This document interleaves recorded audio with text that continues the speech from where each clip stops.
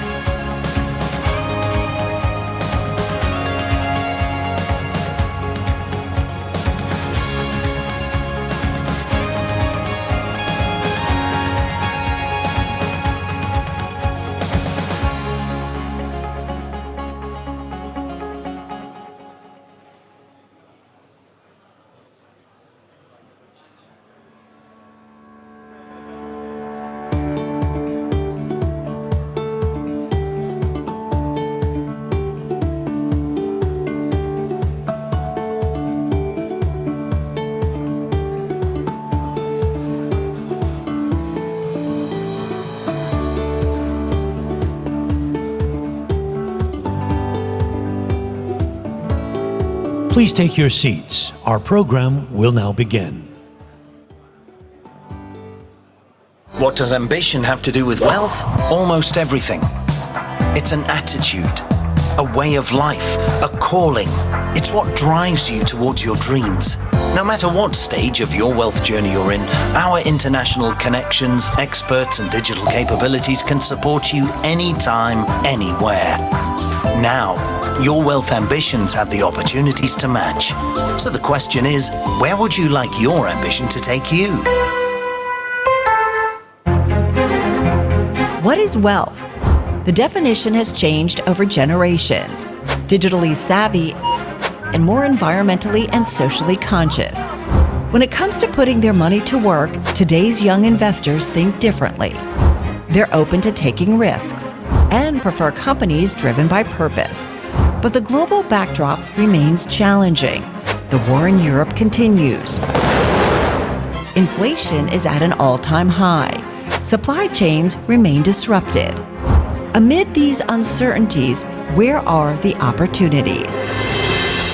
The Bloomberg Asia Wealth Summit gathers leading investors and managers. They'll come through the jargon and bring actionable intelligence to private investors and family offices. This is the Bloomberg Asia Wealth Summit. Please welcome to the stage Bloomberg's Mark Cudmore.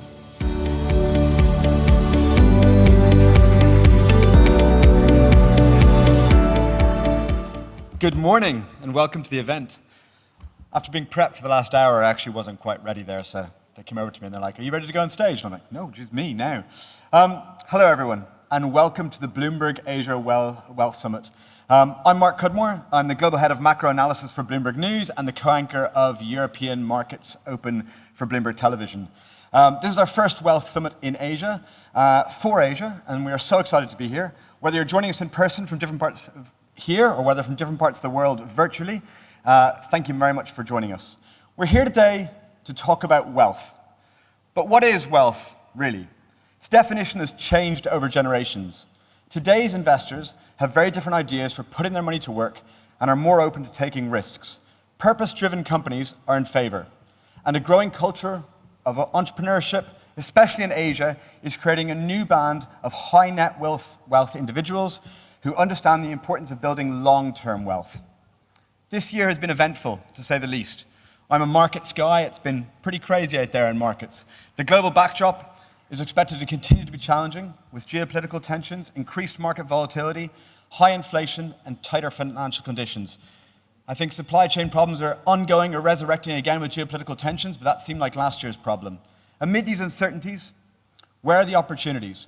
What headwinds must we battle as we put money to work? We've also received already quite a few questions from you. Some of you are concerned about inflation and recession. Some have asked about ESG investing, alternative investments. No shock, we've had some questions on crypto and NFTs. Others are curious about opportunities for investments in ASEAN and want to know what the wealthier are investing in. Thank you for sharing what is on your mind. We've got an amazing lineup of speakers who will address these over the next 3.5 hours or so, from veteran wealth managers and investors to the next-gen, first-generation wealth creators, ESG and alternative investment experts. We'll get to the conversations in a moment, but before we get started, I have a few announcements. First, I would like to announce our founding sponsor, HSBC. Thank you very much, HSBC, for your support of this summit. Second, the fine print. It's the disclaimer. I'm obliged to state, for the record, that all of the interesting opinions and insightful views that we'll hear today are those of the individual speakers and should not be construed as investment advice, particularly if you hear anything from me. Third, Singapore does require you to keep your mask on indoors unless you're speaking on the panel, eating or drinking. I'm obliged to say that. It's on the auto prompt. If you don't know that, you must have just arrived in Singapore. For our virtual attendees, if you experience any issues with audio or video quality, try to refresh your browser or use the chat box in the bottom right corner of your screen for support. We're going to have a couple of live polls and a Q&A during the summit. There will be a QR code that you can scan to submit questions and your responses to these live polls. For those who are with us in person, have a look at your badge. The QR code can be found there. I've already lost my badge, but the rest of you hopefully haven't. For those at home, the QR code should be on your screen. So with that, we're going to start with a test poll. So please get your phones ready. No, the question's not on the screen. Right, the question is, what would you do with $1 billion? A, go to space. Seems to be popular nowadays. B, retire. C, give it all away. D, invest. And yes, we're in a world where you only get one option. You can't retire and go to space and invest and give it all away, I'm afraid. So pick one, take your phones out, scan the QR code on the back of your badge or on your screen to submit responses, and we'll see how those responses go. And look, I even get it live here in a nice little iPad. It's amazing how technology works. I guess I should have known from this audience that invest, make another billion might be a popular choice.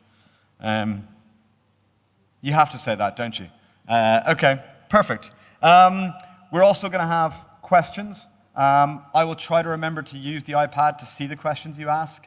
My track record on this at moderating panels is a bit patchy. About 80% of the time I remember. I can't believe none of you want to go to space. Have you not been following what all the billionaires want to do in the US? I'm a bit disappointed in that. Oh good, we're getting a few more votes coming in now. And where's the philanthropy people? Less than 10% give it all away. I wouldn't give it away either. Okay, all right. I hope you're now familiar with the polling and the live Q&A system and how it works.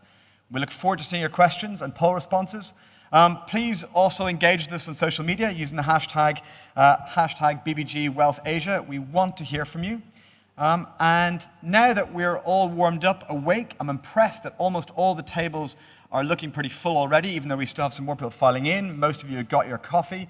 We're going to start with a message from Nuno Matos, the Chief Executive of Wealth and Personal Banking at HSBC, on the opportunity and evolution of Asia wealth. Thank you and welcome.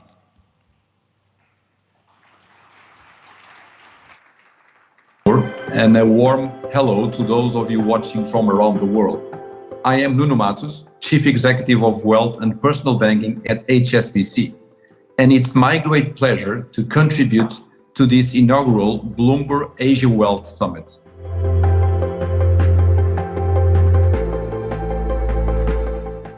Asia Wealth has been and will continue to be the most compelling opportunity in consumer banking today. Asia Wealth is growing twice as fast as other regions, and we are the Bank of Asia. Consider the facts.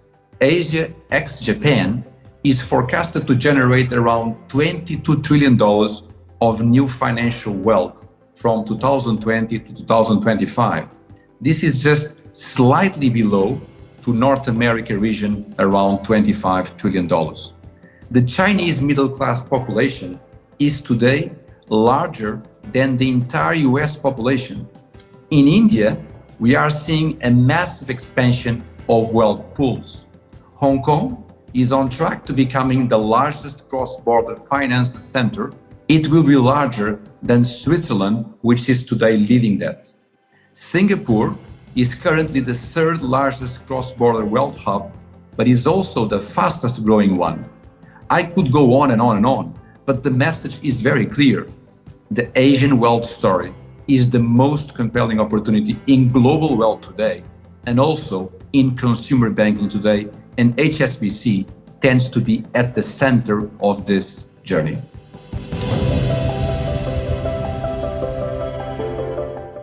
So undoubtedly the current macroeconomic backdrop marked by uncertainty around inflation, global growth, monetary policy tightening, and the fact that the pandemic seems to continue in some ways has made for an especially complex moment for investors, for business owners, and for families in general.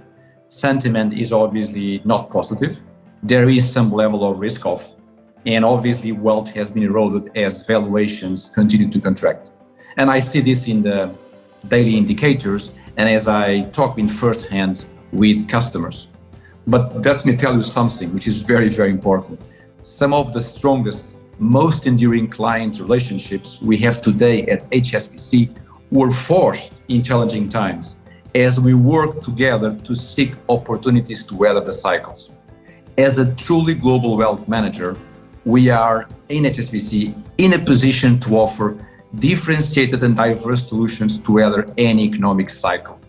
We are able to give our customers options by offering them global products or offering them the option to place their wealth in any location in the world.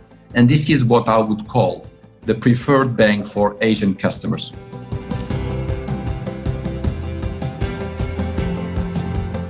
We could mention several trends in terms of customer preference, but I'm going to talk about 4 which we believe are critical. The first one is about how to serve customers. And we firmly believe in a model that combines people with technology, people with digital, a hybrid model if you want. If you want to be a relevant wealth manager for your customers of all segments, well, you need to know that they expect you to combine the human advice, the quality of people advice, which I would call the trust factor, with best-in-class digital platforms, which I would say is the convenience factor.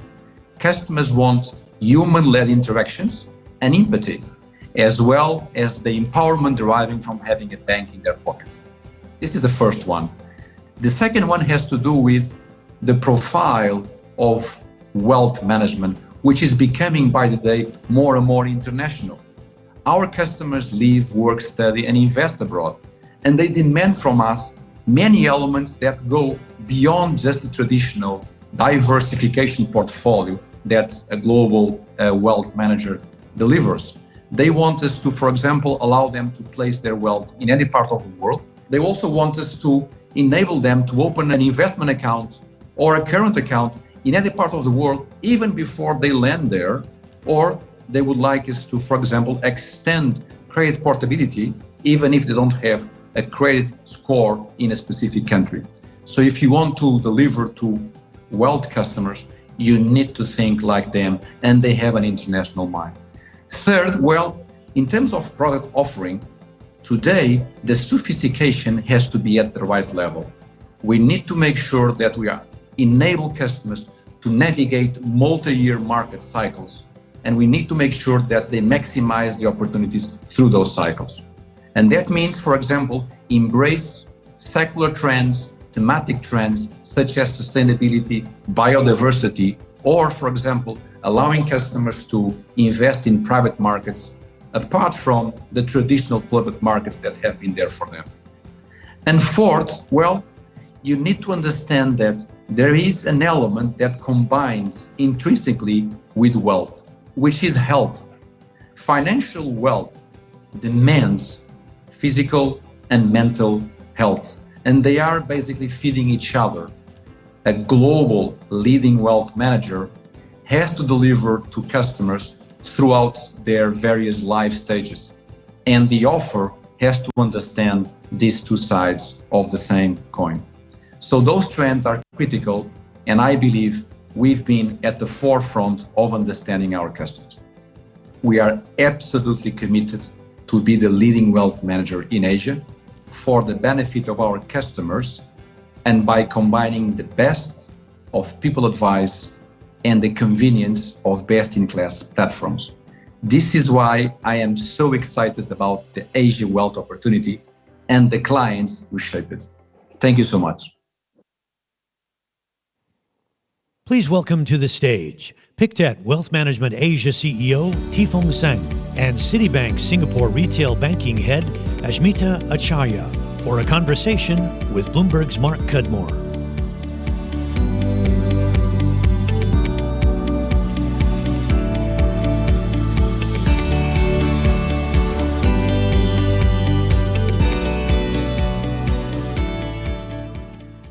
Thank you very much. I am really excited by this panel. We had some conversations this week. I had two with Fong Seng. We had one with all of us. And what really excited me is not only they have immense experience and they have a lot of very strong views, very enthusiastic views, but they come from two different angles. So Fong Seng is much more on the private banking side, Ashmita is from the retail side, and they're kind of approaching this in a different way. So I'm going to dive straight in, and I'm going to ask to you first, Fong Seng, about how can you give some kind of perspective in your 30-year career, how wealth management is changing in Asia, and what are the big changes right now? Thanks, Mark. Yes, wealth management business in Asia has changed a lot in the past 15 years, 15, 20 years, and it's still evolving. I will describe the changes in a few key words I'm sure everyone will understand. First, in the past, it's all about relationship. If I trust you, if I like you, you can be my best private banker.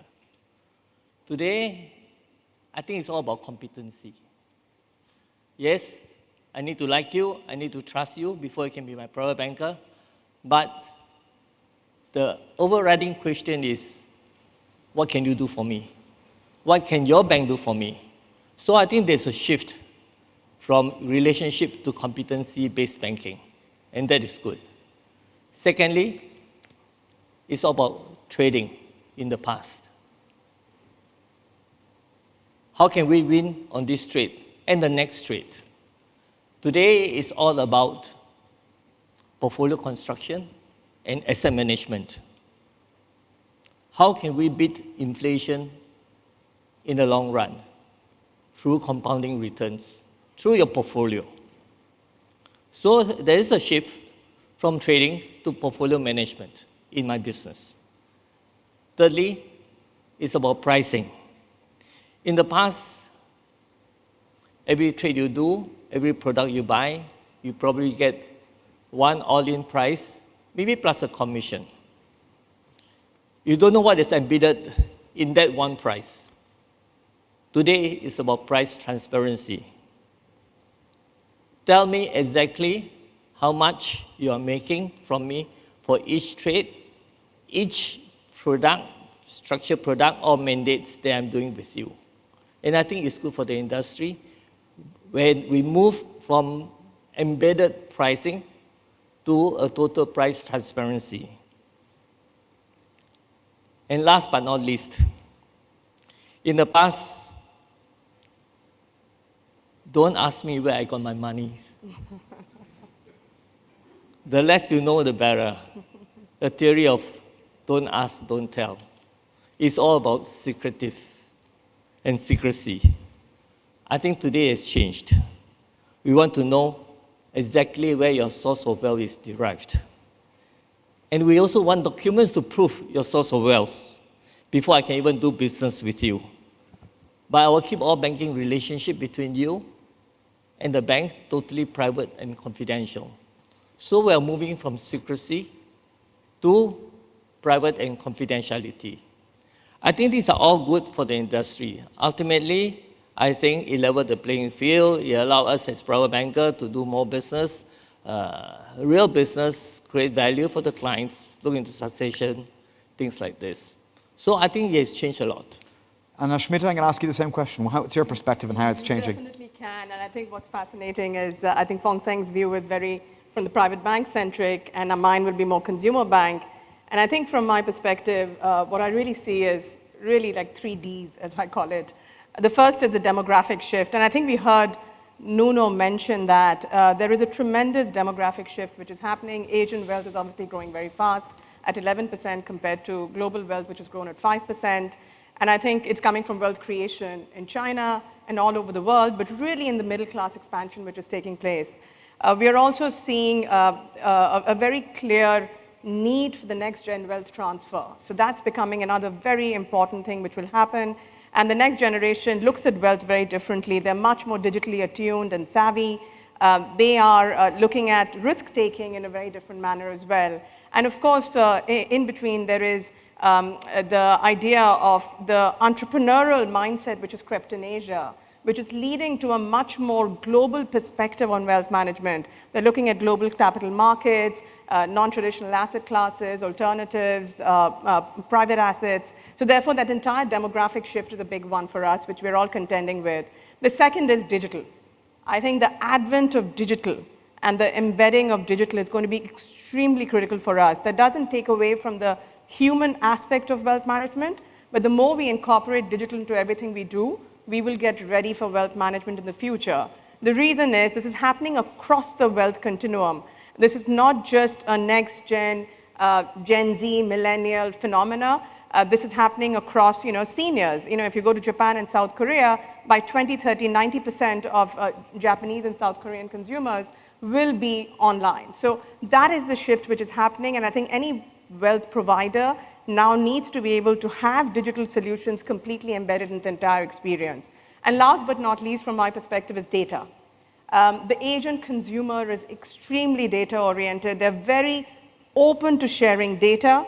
They're very open to look at themselves as a segment of one. It's very unique. I am who I am. I'm Ashmita Acharya, and I want to have wealth management tailored to me, hyper-personalized to what my needs, preferences are. So the ability to weave in data and digital to everyday experiences is going to be extremely critical for us to succeed in the future.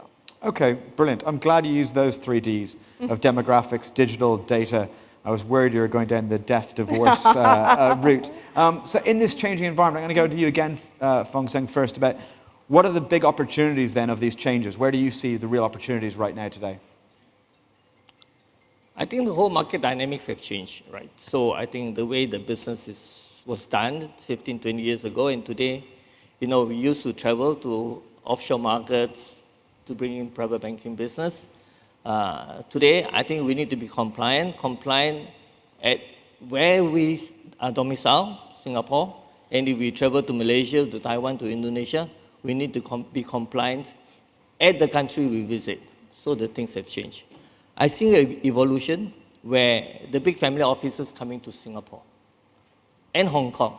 I think the two financial centers will benefit a lot with the opportunities, the opening up, and you can see that with the introduction of VCC, encouraged by the regulators, there are more family offices coming to Singapore. I think the last I read is about 700 single family offices in Singapore, and maybe about 50 registered in Hong Kong. But in Hong Kong, you don't have the incentive. So there are a lot of family offices in Hong Kong which are not registered. So that is the evolution, and that will be the opportunity for private bankers. Okay. So they are trading up. I think, you used the phrase before when you talked to me about suitcase banker, and that used to be what it used to be, and now that probably has bad connotations. You don't want to be called a suitcase banker nowadays. So, Ashmita, where do you see the opportunities? I think wealth is becoming commoditized and digitized. So we talk about the democratization of wealth. It's a reality. So when you look at retail investors, they want access to what a high net worth, ultra high net worth investor gets. I think that, and that's really coming from the technological enablement of wealth management. Technology is making, and I think Fong Seng talked about, pricing transparency. Technology is going to change the pricing mechanics behind wealth management. We're going to have self-directed platforms. I know robo-advisors are just picking up, but we're going to have self-directed, low-commission platforms which allow access to wealth management across the board. So there'll be a lot of broad basing on the wealth segment, which is going to drive investor adoption and enhance client engagement and user experience. This will also happen in the advisory space. So the entire thing, what will happen to consumers is you will get better products, you will get better research, you will get it at a lower cost. So efficiency, simplicity, and transparency are going to be the core enablers of wealth management, very similar to private bank. On the consumer side as well, this is going to take place. The other is, I think that doesn't take away from the trust factor. I think relationship and trust is going to always be important. Yes, competency will matter, but there needs to be a long-term trust aspect for a wealth advisor. You need to differentiate yourself by bringing that element of trust, which at times, and Fong and I are talking about it, sometimes becomes a little transactional. I don't think transactional will be appreciated. Competency, yes, but you need to be trustworthy. You need to kind of build on trust. And of course, finally, I think there's a huge opportunity. Again, I'm going to bring back that factor of the next generation. Our advisors are aging. The next generation is a very different generation altogether. They think differently. They look at global asset classes differently. They look at global markets. Their global mindset is different. We need to be able to cater to that and sort of anticipate their needs and have the right solutions for them. Because otherwise, 90% of next generation end up changing their advisors at the time of the transfer of wealth. And I think that is going to be something which is going to be top of mind for us across the wealth sector. That's a great stat, actually, quite impressive. I guess, kind of as a follow-on from that, you talked a little bit about this. What are the challenges today, and what does it take to be a successful kind of wealth manager in this world? Or what skills do you need? Mark, I was thinking back. I joined Citi 20 years ago as a relationship manager. Frankly speaking, I don't think I would survive a day today if I started off as RM. I think it's becoming very tough to be a wealth manager now. You need to be I don't think any of us would have jobs in today's world. It's much harder generally. Correct, exactly. I'm so lucky that I'm old now. But I really feel like it's very important. Number one for a wealth manager is you need to be nimble. You need to keep up to date on what's happening in the market, in the industry. Things will change. Things will continue to evolve. So keeping pace with that is going to be very important. Number two is build on trust, build on relationships. It's very, very, very important. Move away, and I say this to consumer bankers, is move away from the transactional, look at the long term. The client is here with you for the long term. Number three is data. And I think I talked about it. There is a plethora of data out there. I think we are inundated with information. I think the wealth manager of tomorrow and today has to be able to synthesize that data, distill it, and make it, provide some credible information to our clients. So you cannot inundate them with 20 articles, 20 different themes which are happening. And I think people are skimming information. You need to kind of make that very digestible and relevant to your client. Digital technology, you need to leverage digital and technology to make smarter decisions. It's extremely important. You cannot live in the analog world that I've lived in as a wealth manager. I think it's very important to move with the times. Digital and technology and data is really going to make you empower your clients and empower yourself. And finally, I think risk and controls. I think it's extremely important, the risk and control aspect, because that is becoming more and more relevant. You are no longer the banker of yesterday where these things were not important. You need to keep yourself safe, your clients safe, your bank safe. So these are the elements that I feel is going to be even more critical for wealth managers going forward. So of your 3Ds, it sounds like digital and data are even more important than demographics on that side, I guess, in challenges. I feel so. I think if wealth managers don't live with digital and data, I think you really won't be successful in the future. Okay. And Fong Seng, on your side, you talked about security. I think technology will be here to stay. It will continue to help improve the service quality to all segments of clients, from the biggest to the smallest. But I think for private banking, the high net and ultra high net worth, the family office, I think the human touch is important. Yeah. Where I think how you relate to the clients, the relationship. Like I said before, I mean, the EQ is important in the business at all times, integrity, trust. I think knowledge, competency, IQ I agree. will come into play, more important going forward. And I'll just say one thing here. You're absolutely spot on. I think that's equally important in the consumer side as well. I think, like when I look at Citi Global Wealth, and now that we've come under one entire organization looking at the entire continuum, from emerging affluent to affluent, high net worth, ultra high net worth, relationships are important, trust is important, the human element is going to be more and more important. So for your simple needs, your transactional, a lot of stuff you can do digitally, but for the complex matters is where the human touch will be more and more important. So I don't think we can compromise on that. We need to elevate it and we need to differentiate on that. Okay, so it's not that relationships are becoming less important, it's more that they're changing in nature of how that relationship works. Fong Seng, specifically on the kind of the challenge, the biggest challenge you see in wealth management today compared to, say, 20, 30 years ago, what stands out to you? I think it's most unfortunate. With the regulatory changes, they are good because I think it creates a more level playing field. I think in terms of client experience, it used to take a day to open an account. Today, whether you are good clients, not so good clients, we check on you, it takes weeks and even months to open an account. The client experience aspect is going to be difficult. The other thing is the way we do a trade, the way we confirm a trade, voice logging. This doesn't help in client experience. But I think the whole evolution of the business will get better from here. Hopefully that, there is a credit bureau in most of the financial centers. In Singapore, we're talking about maybe we should have a KYC bureau where everybody can share some common information. This will help in the industry, maybe sort of accelerate account opening. And the way that trades are get confirmed, I know it is regulatory, it is controlled, cyber risk and things like this, but there must be a better way to have a better client experience. I think these are the challenges. And like what I said, cross-border businesses will continue to be a big challenge for us in the years to come. It's interesting because I think that your KYC onboarding, that compliance process, that is again another facet of the digital data world of where that's changing quickly in a different way. I want to ask about some of the opportunities in the market, and we've had a few questions. Unsurprisingly, the first question on my iPad, I think someone had this pre-written, was on crypto. I'm just going to get it out of the way there so we don't have crypto questions all day. So I'm going to ask very quickly, what is your view on crypto assets? Do you think that crypto has to be a part of the investment portfolio? From my bank this perspective, we are following the development. I think the blockchain business, the crypto will be an asset class that we cannot ignore.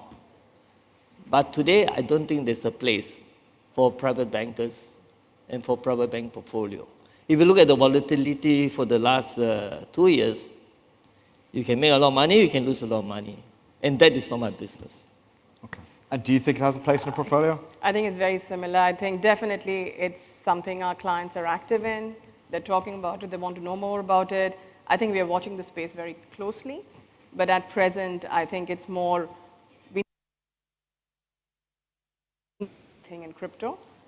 So again, something we are aware of.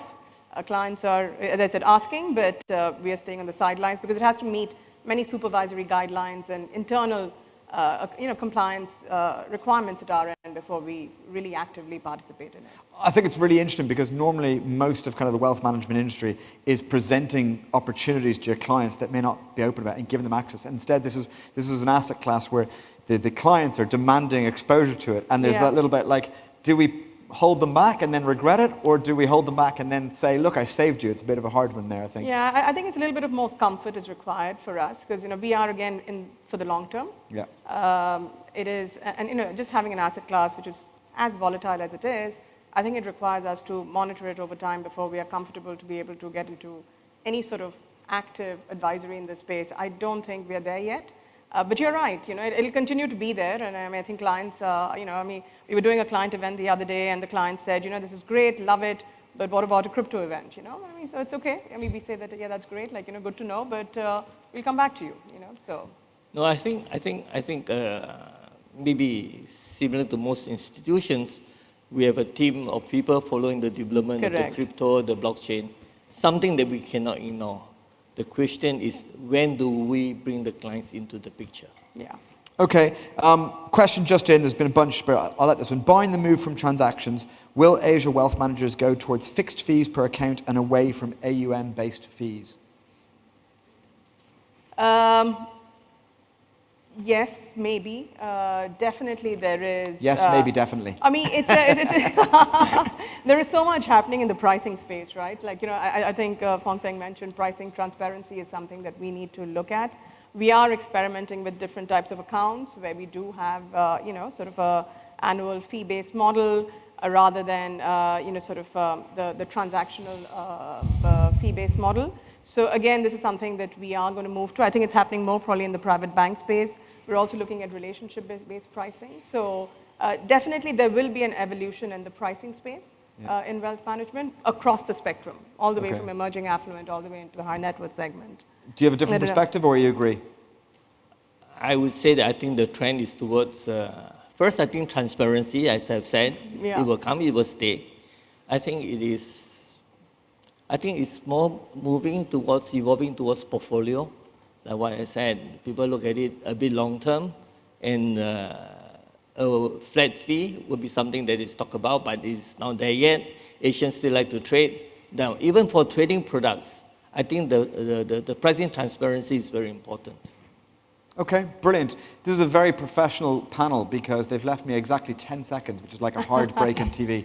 So thank you very much for your insights. We're now going to leave the stage and hand it over to my colleague David Ramley for the next panel. Thank you. Thank you very much. Thank you.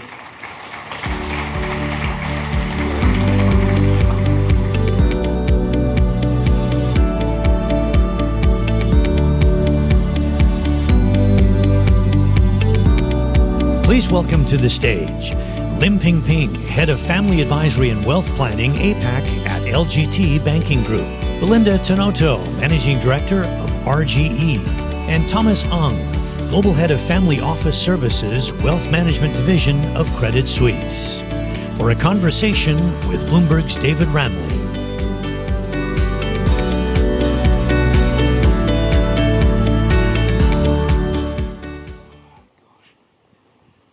Where to put the mask, so everyone just don't look below me.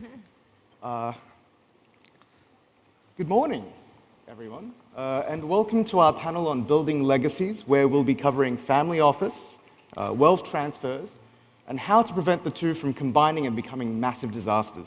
My name is David Ramley, and I'm an investing reporter at Bloomberg News here in Singapore. With me today are three fantastic panelists who are definitely at the top of their game. And it's such a privilege to be on here with you. I'd like to start with Belinda Tenoto. She's a managing director at Golden Eagle, I should say. She graduated from Wharton before deciding that wasn't enough education, and she got an MBA at Harvard as well. Here I am with my humble bachelor's degree. And she then came back to Asia, where she dedicates herself not only to the family business, which is easily one of the largest and best recognized in Indonesia, but also the Tenodo Foundation, which does a huge amount of work in Asia in early childhood education, healthcare, stunting, and other areas. Thomas Ang, sitting next to me from Credit Suisse, is the firm's global head of family office services and has been since April. And he bloody well should be, because he started in the family office space in 2008, long before it was cool, and at the same bank. These days, that'd cost you a lot of Peloton bikes and Apple Watches if you're at Jefferies. He has a special penchant for family governance and transition roadmaps for multi-generational families. And you should ask him about his connections to mainland Chinese families, which I think is another area of speciality for you. And finally, but not least, I'd like to welcome Lim Ping Ping from LGT, who is head of Family Office Advisory and Wealth Planning for the APAC region and has spent 17 years just at the firm. She started life, of course, as a lawyer in trusts and family successions, including in New Zealand, which is much more combative than one would normally expect, although they do play very hard rugby. One of her specializations is getting families to create the charters that can mean the difference between a multi-generational business or a tremendous explosion that I then get to write up. So actually, maybe this panel is a terrible idea. Could you please give them all a fantastic round of applause? Belinda, I'd like to start with you if I could. From what I've been able to tell, very straightforward, your family operates one of the most sophisticated family offices and corporate sort of philanthropy networks in the Asian region, very mature for this part of the world. How young were you when you first started working with the family business? I think it started very long ago. Let me start. I've been very, very fortunate to have a visionary and trusting father and founder. And we started having family meetings when we were teenagers even. And that sort of starting from a very early age. It's funny you ask how young I started in the family business, because last week I just brought my 2- and 4-year-old to visit the factory in Indonesia. And I think it's really instilling that love from a young age and evolving it into working in the family business, subsequently co-creating the vision in the future as well. So it's really starting young, invest a lot of time in the family, and think about how you can work together, the next generation as well as the previous generation, to co-create the family business system together. Yeah, what was it like? I mean, early days, you're a teenager, you probably have better things to do with your life, right? I have to say that it's been very, very beneficial. When we started in our teenage years, I think people underestimate the amount of time and energy that you need to invest in the family. I think a lot of people think about the business, a lot of people think about the family office, the governance, but actually at the core of it is the family that makes the family business work. I think really investing in the family and making sure that you have check-in points for your family meetings to check the health of the family. Last night, I just had a call with my siblings from 9 to 11 o'clock because my sister is currently in the US. Her husband's a doctor and he's doing a fellowship. And just practicing making decisions together, practicing having tough conversations together. Those are things, there's no magic bullet. You need to put in the time and the energy to make sure that the family is in a good place. I really want to follow up on that because one of the topics that we're covering here is legacies and staying relevant, right? And obviously, palm oil plantations, paper mills are very controversial, yet also very necessary industries. But we have an ESG panel coming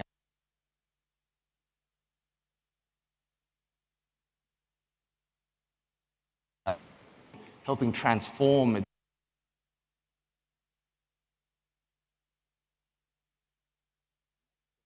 to come and continue that work? Or is it much easier just to get some of our friends in private equity come and sort of make it easier and cash you guys out? I think for us, a big part of it comes from the purpose. So when we started work, when my father set up the business, he was thinking about 3 things, right? 3 C's. Whatever that's good for the community. It has to be good for the country. Only then will it be good for the company. When the next generation came on board, and I'm talking about not just the family members, but also the next generation of management came on board, we added 2 C's to it. We said, whatever we do have to be good also for the climate and for the customers. I think that perspective, really taking whatever you inherit, which, for me, in my case, it was a platform that's doing a lot of good, right? We have 60,000 people globally. Our industries are very labor intensive in very rural areas. So we are definitely contributing to the local community and the local economies, but also taking that platform and sort of bringing it to the next level. I think it's really important for a family business to evolve and keep up with the times, and also go back to our purpose, which in our case is improving lives by developing resources sustainably. Oh, absolutely. Ping Ping, if I can turn to you, you've spent a lot of time practicing law in this often contentious area. I want to ask the slightly difficult question. How bad can things get if things aren't put in place properly? And what are probably 2 key things that families should really remember to avoid the disasters? Well, I think that always when we talk about legacy, we talk about risks to legacy, right? And one of the risks is usually conflict, because family disputes take the energy away from building things to kind of resolving emotional issues. And I find it very interesting that if you go through, and you can just Google family business feuds, I'm sure that you have a litany of very, very poor situations that have happened. But when you go through the situations, you find that quite a lot of litigation actually is arising in the inheritance area. And not a surprise, because the wealth owner is not there to answer for himself. So people are like, what? Why did you do this? Why did you appoint my sister to be the executor? And in the will, you say with discretion to postpone sale, So those are the sort of real situations that can happen. And I think that by the time it hits, frankly, the newspapers, I did not practice in family disputes litigation. I have to say that was not something that I had the foresight to say this would be an area of practice. But when you deal with human beings, naturally, once you get to the stage where you are already fighting so badly, you have involved litigation lawyers, I think that it's very, very hard to retrieve. Now, I just want to make the point here that I think that in a lot of the talks, right, about building legacies, they always bring family disputes kind of as almost like a stick, right? That, if you don't sort of sort yourself out, then you're going to have this problem. I actually feel maybe we could turn that around a little bit, because I feel that in today's world, we're talking about sustainability, and I'm glad that Belinda was mentioning, she's talking about sustainability of people, how healthy you are, right? Are we equipping you with the right things to help you survive? So I like to turn that around, with some of the older generation, it's really about appealing to that sense of waste. In today's world, we're talking about circular economy, right? And how you should sort of reuse, repurpose. And I think that the elder generation would understand that if you don't try to work on sort of the holistic kind of environment, as Belinda has said, not just your wealth structures, not just your trust, not just your family office, but total environment planning, then you're really trying to not waste the opportunity that got you here today, not waste that potential, in the family talent. And if you appeal it from that sense, rather than from the negative way, which is, if you don't do something, it will all go bad. I think that if you cast it in a positive sense, I think that you might have receptiveness. And this, I think, is exactly what, I don't want to label people, but I think it's kind of helpful to say Gen Zs and the millennials, when you interact with families, they are culturally very respectful, not to talk about something, because that's in their culture, the sort of practice. But they're very frustrated because they feel we should talk about that.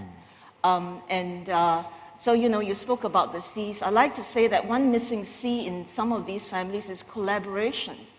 Instead, they're after another C. Shall I tell you what that is? That is the avoidance of conflict. Family members engage at a very high level. How's the weather? What did you eat? You know, in order not to sort of bring that conflict to the fore. And that's a shame, because if you don't get to know your family members, you're missing the potential to collaborate. So what we do in governance planning is that we try to use family governance organs that are not formal structures. So these will be family meetings, family assemblies, you know, family councils, to try to create that total environment. And I guess that, you know, when you want to build legacy, in the end, you depend on people. Structures won't get you there. And so that investment in people, I'm fantastic to hear that you sort of bring your kids at that young age. That investment in the people is really what builds legacies. That would be what I would suggest. Could be starting point to explore. Yeah, thank you. Actually, to follow on from that note, you know, Thomas, we're seeing a boom in family offices here in Singapore. In many ways, it's the culmination of a lot of the work that you actually did when you were, you know, setting up for instance, the organization to kickstart single-family offices here in Singapore. But a huge number of them are first-generation wealth from Greater China, and their primary motivation might be more visa or passport related. Now, you're now based in Hong Kong, so this is a little sensitive for you. But at the risk of sounding blasphemous, is the family office structure really the right approach for everyone? Or is it a fad that will eventually die down, and with it some of the management fees that these folks are going to get? I get asked this question quite a lot in private. But my job is to bring those to public face. Well, I'll answer it in a slightly different way. So a really interesting part of my work is that I get to work with some of the smartest people on this planet as I work with them on thinking long term. And they have taught me to go straight to the point, keep things simple, and always think ahead. They're obviously light years ahead. That's why they're visionaries. I try to think 2 to 3 steps ahead. So to your question, I would say not yet. I would say many family offices has been set up in the last 2 to 3 years. They are probably still stuck at the easy part, which is setting up the structure, getting up the incentives, whatever they are going. The next step, right, is people, ensuring that a family office could be well run. I think the simple analogy I would say is, you know, building the Esplanade in Singapore, the beautiful theater. It's not that difficult, but to build a world-class orchestra, you go figure how long it's going to take. And it might be expensive. And for a family office, we're just talking about a quartet. But I want to bring back to the topic today in terms of next generation, and I would like to leave some food for thoughts for the audience here and you know, watching online. A simple litmus test whether the next generation transition or bridging is done effectively. You just have to ask yourself one very simple question. Is the next generation involved in decision making? It's as simple as that. An answer in Asia, not yet. So later this month, my firm will launch our single family office survey. We interview about 120 family offices from 50 countries, 30% are from Asia, managing about 100 billion, half of which is managing less than $500 million, the other is more than $500 million. I'll just give you 2 statistics pertaining to next generation. 53% of single family offices find it hard to involve the next generation in decision making. And if I focus on Asia, 61% of decision making are made by a single family member. So no presence if I tell you that that's typically the older generation. As far as investment committee is concerned, in Europe, 50% of family offices have some sort of a investment committee. In Asia, it's 17%, and if I'm being critical, well-run investment committee, I'll probably give you a haircut of 50%. But what I'm trying to say is to combine the question that you raised earlier and the topic of generation transition, focus on the people, focus on the processes, because that's what makes a well-run family office. And I do want to segue back and pay compliments to Belinda's family. I've worked with families over, you know, for some families I've worked with them for more than a decade. To get to where Belinda's family is not easy. Globally and in Asia it's even rarer. But if you listen carefully, it took her the family more than a decade. So my parting words is the sooner the better, because mistakes will be made, talent has always been a challenge in Singapore. I can tell you even more so. So, like I said, the sooner the better. And why did you abandon us for Hong Kong? I mean, we need more people like you here. Belinda, if I could come to you with my sort of last question, because I thought that actually raised a lot of interesting insights. I have met a very, very small number of fourth-generation family offices here in Singapore. What I find really interesting is that by the time you get to that level, people watch a show like Succession and they think it's all intrigue. Your biggest challenge is even getting the fourth generation to care enough about the family business to want to be involved, right? It's not that they're all fighting for the money, it's just that they'd rather just be a doctor or a dentist or maybe an artist. Oh God, woe forbid, an artist in Asia. But how hard is it to transfer wealth to the next generation while continuing the work that's done with the foundation when, to your point, the foundation is often the glue that helps keep the entire family together, the conversations. And is that even important to you as a second gen? Or do you not mind if your kids go on and do something totally different, if the family ends up just selling to KKR? I think it goes back to, I think a lot of speaking as a next generation, I do have a lot of next generation friends. A lot of the detached feeling, or it comes from a sense of helplessness or like a lack of control. And I do encourage, it's really important for the next generation to know and to feel empowered that, even if you start small, you can start somewhere, right? And that's what we did with our foundation. My parents never graduated from high school, so they feel very strongly about getting children access to quality education. And they started with doing schools around the operations area, and subsequently in the various iterations of the foundation, the next generation came together with the G1s, and we came together to make the foundation more strategic, more systematic. And now the foundation is not just in Indonesia, but globally. Like, we're about to enter Brazil. We're instead of one school, we're in 2,000 schools in Indonesia, and working very closely with the ministry, right? So feeling like understanding that, encouraging the next generation to feel empowered and to know that they can make a difference. I think that's like the big part of it. And the other part is, it's really going back to having, I think for a lot of next generation, it can't be motivated by wealth, right? It has to be motivated by something else. Because if it's motivated by wealth, all of us will be doing, something else here. But it's really that internal drive, knowing that what is a family business for, that sense of purpose inside. I think that's what really will engage the next generation, whether through the family office or as a shareholder. And that's what we say also, like, we can't expect in my family, not all of us are in the business, so we can't expect every next generation to be a part of the management, but at the minimum, they have to be a responsible shareholder. I do want to come to one audience question here.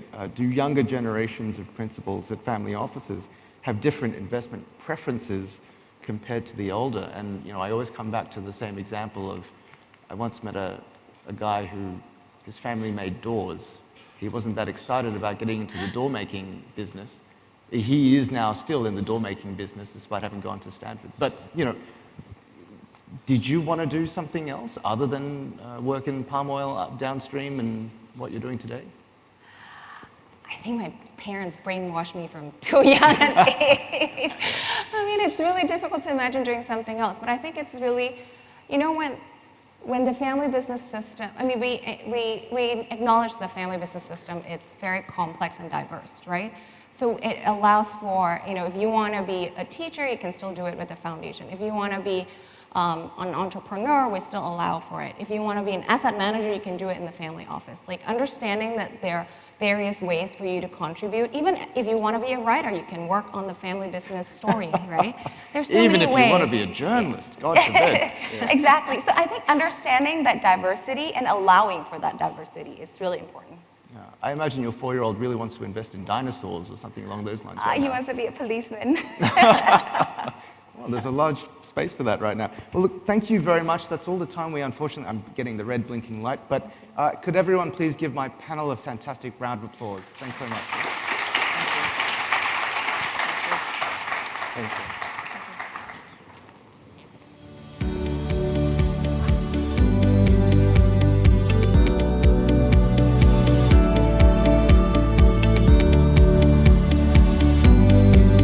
Please welcome to the stage Linus Lim, Chief Executive Officer and Head of ESG Investing of Phillip Capital, and Kalpana Sithapalli, Director of ESG Asia Pacific of DeutscheBank, for a conversation with Bloomberg's Ishika Mukherjee.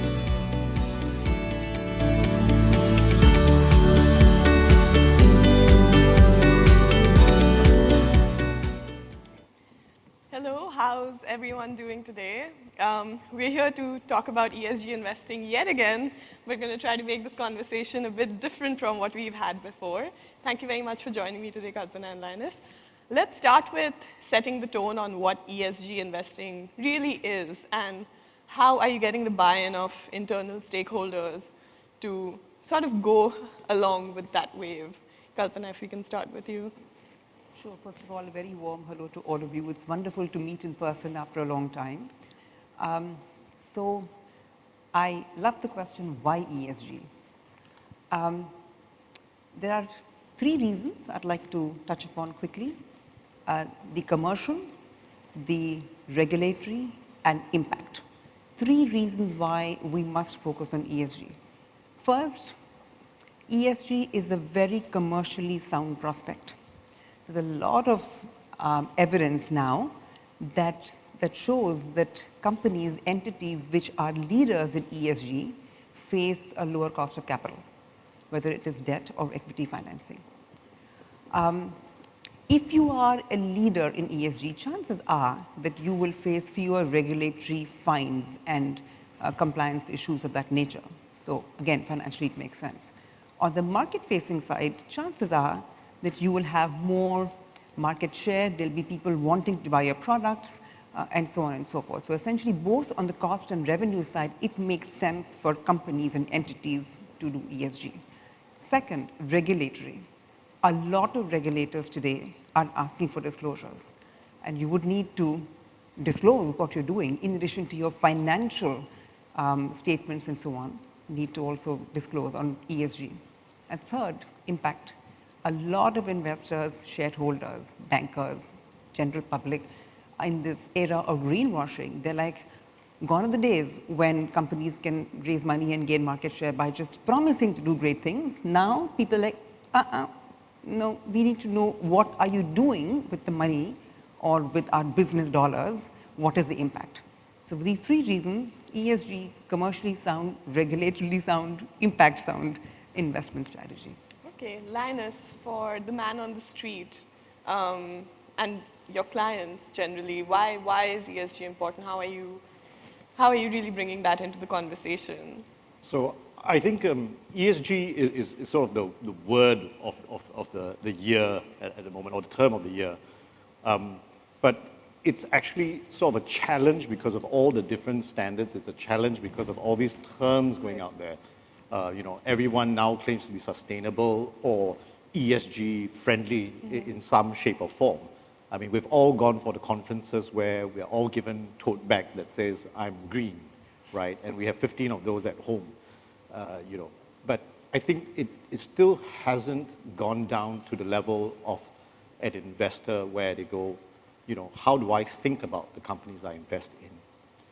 And one of the steps that we have been taking is to communicate some of this, right? So we're trying to make it as conventional, sort of a principle, as much as you say PE ratio, we want our investors to be able to understand the opportunities and risks for companies in the ESG space.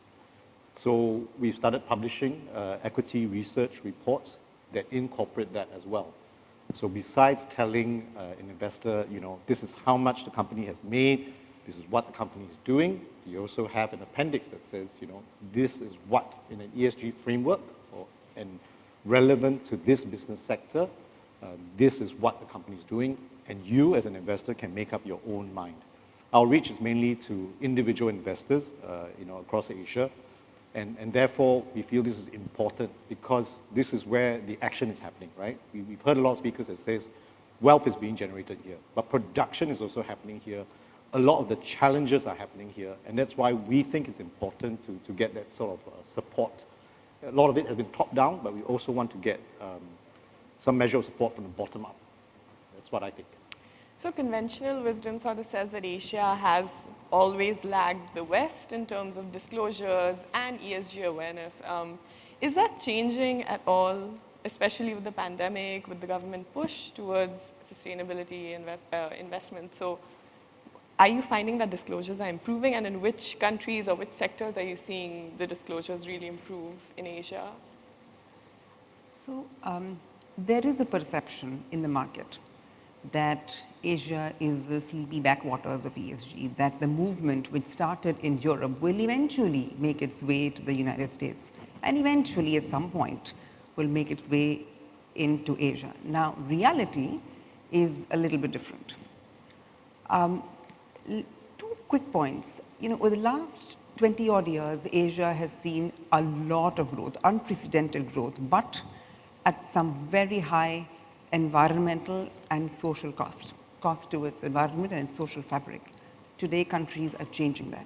So, for example, on the solar industry, China alone single-handedly made a huge investments in solar over the last 10 odd years. And today, Asia is the largest carbon sink in the world. That 55% of renewables capex between 2021 to 2025 is earmarked for Asia, and that is about $720 billion US. That's on the environmental side. On the social side, Asia connects very deep into the global supply chains. So we are the manufacturing hub of the world. So a lot of conversations which may start in European boardrooms, the ESG around supply chains, those initiatives are implemented in Asia. So the action is happening here, and there's a lot happening on the ground.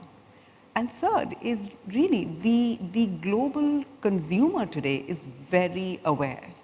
And you could have a consumer sitting in Norway or in India or the US that just simply says, well, I don't want to buy from this company because I see there is a child labor issue or some other supply chain controversy and so on. So there is a lot of action happening in Asia, and governments here are also requiring their regulated entities to disclose what they're doing. I think, I'll echo some of those thoughts.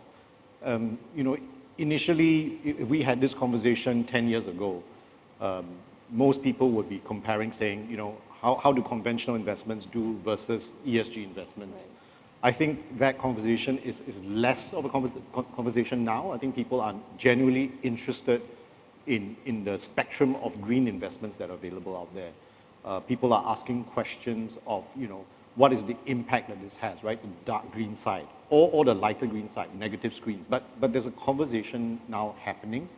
I think for the retail investors, not quite yet, but that's also because a lot of the financial institutions are still working out processes, still working out the data streams. In terms of the listed companies, we are getting there. It's beginning to happen. Right now, there's still a gap in terms of people, because all this has come very quickly. And to train up the people that are involved in the ESG side of things, and then to dovetail into a conventional approach, which is what I believe. I believe that ESG investing will be conventional. As much as we talk about positive cash flow and P ratios and things that are healthy, the ESG will capture the negative externalities that are not being captured right now. That's what I think will happen.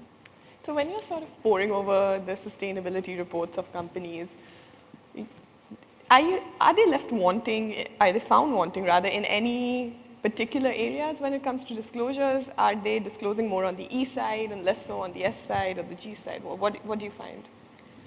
I think that there is a tremendous gap in the market on how to measure, what to measure. Very huge gap in understanding what sustainability issues to first focus on. So what issues are financially relevant for your company to focus on, and then figuring out which KPIs or metrics really capture that bit of information, and so on. So let me give you an example. So in the current environment of climate crisis, one metric that everybody uses and should use is emissions-related metrics, GHG emissions. You have companies making grandstanding claims of how we will reduce carbon footprint. Okay, what does that mean? What do you mean when you're reducing carbon footprint? Okay, we will report on GHG emissions. Okay, is it scope 1, scope 2, scope 3? Is it absolute emissions or emissions intensity? If it is emissions intensity, which type of emissions intensity? Are those metrics SBTi approved, which is Science-Based Targets Initiative? And you can imagine, there are a whole host of very scientifically relevant metrics-related questions which companies just, the industry, financial markets just doesn't have the bandwidth to process and report on. So we are at a stage where there is very limited understanding in the market, and the market will mature. I don't have a doomsday, a view on it, but just even, for example, on the climate metric alone and emissions metric alone, I've just said the relevant questions which people just don't know, and hopefully it'll change. I mean, the bandwidth issue mentioned is very real, right? The average listed company now fills in 50, 60 surveys, one survey a week from different parties on their ESG track record, right? I think it's not so much the data, it's not the profusion of data, but rather what we look at, right? How do we take data and make it information, make it relevant, right? It has to be relevant to what the company is doing. It has to be relevant to what business activity the company is involved in. I've seen companies, and it's greenwashing in a sense, right? I've seen companies that are financial institutions tell me about how many air miles they're doing. It's irrelevant to me unless you were an airline company, right? Or a logistics company, or how much air conditioning you're using. I mean, honestly, those are vanity metrics, right? I think it's really important to look at what's relevant. So what's relevant is what business sector or what classification that company does, and then look at how we transit or improve on that, right? What was the relevant ESG sector that they're involved in? And there are also complex areas that simple metrics can't cover, right? I mean, at the moment, my colleagues and I, we're thinking hard about biodiversity, right? How do we sort of measure that? How do we grapple with that, right? You can't just take a satellite picture, and come out with a metric for that. So I think that there's some of the nitty-gritty that we're still still trying to work it out. It's not a simple solution, but I think over time, enough heads put together. And the good news is lots of us are thinking about it. Lots of different participants from different angles are thinking about it, right? The listcos are thinking about it. The regulators are thinking about it. The investors are thinking about it. And hopefully we'll find some sort of balance in that, discussion. So what metrics do you really look at to detect greenwashing? We have a question from the audience as well. How do we detect greenwashing, and what are fund managers doing to curtail that? So what safeguards do you put in place to make sure you're not vulnerable to greenwashing claims, and how do you detect that when you invest? So on our end, I think, first of all, we look at it from a company perspective. What does that company do, right? So it's our belief that the greenwashing is not so much in fudging the numbers per se. It's more of giving you irrelevant information or irrelevant data. Let's focus on what the company does, what the main business activity does, and what their ESG impact is, right? If they are a financial institution, let's say, then we should really think about what their governance is on their financial products, what their impact is on society when it comes to the selling of their financial solutions, right? As opposed to purely their carbon emissions. So in a sense, we're trying to adopt a more holistic picture of a company. And that's, over the long term, when we look at a company, it's just like understanding what a company does, right? You read the management reports, very fundamental sort of investing methodology. Results, and more results. Data, and more data. So for example, we're a lender. We lend to companies who want to do ESG compliant trades. Great. So we say, okay, let us attach your deal or your company, this particular transaction, financial transaction, to the attainment of specific ESG metrics. So if we lend you $100, at the end of the day, what are we expecting to see in return? Given their industry, given their company at this point in time and the strategy that they have, whatever the company is, we say, okay, this is where you are, this is your baseline over the next 2 years, 3 years, 10 years based on the financial product the DB is offering. Okay, so that is your runway, if you like, from a baseline of today for these 2 or 3 very carefully picked KPIs and very carefully designed metrics corresponding to those KPIs. From today's baseline, you will reach what? By tomorrow, by day after. So very specific targets. So we know, the regulator knows, the public knows, you know, if there is a press release associated with it that the company is releasing, you know, that this is what we are doing. With this money, we are here, we hope to achieve that target. And it's all very clear. Our judgment and our commitments on specific metrics, essentially. It all has to be quantitative, relevant. I feel like in the ESG ecosystem, there are lots of potential spaces where you could find greenwashing, right? So you have Article 8 funds, for example, that have seen 30 billion in outflows in the past quarter because investors are a little like, just funds promoting sustainability, what does that really mean? Or you have the SEC looking at index providers and how they're sort of greenwashing their gauges, essentially. How are you really avoiding all those claims or avoiding putting your investors' money into these things that could potentially have greenwashing allegations against them? Couple of things. I mean, first, I mean, you know, you have to, again, as we were saying, focus on specific results. Do not, and that's what we tell our clients all the time, that it's best not to try to have quick sound bites. Okay, there is one particular ratings agency which comes along and tells you that this ETF is rated as, or this company is rated as an A or a B or a C. It's much more complex than that.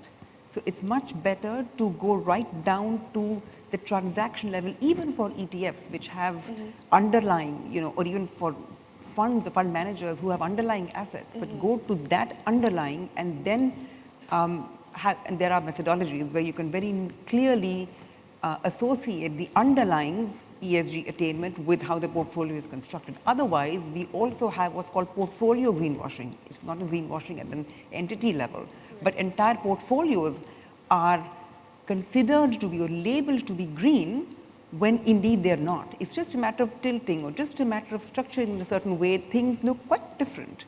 And unless as investors, you are skeptical and you say, hold on, let me scratch the surface a bit and see what's happening under that, under the hood. And the markets are structured that way.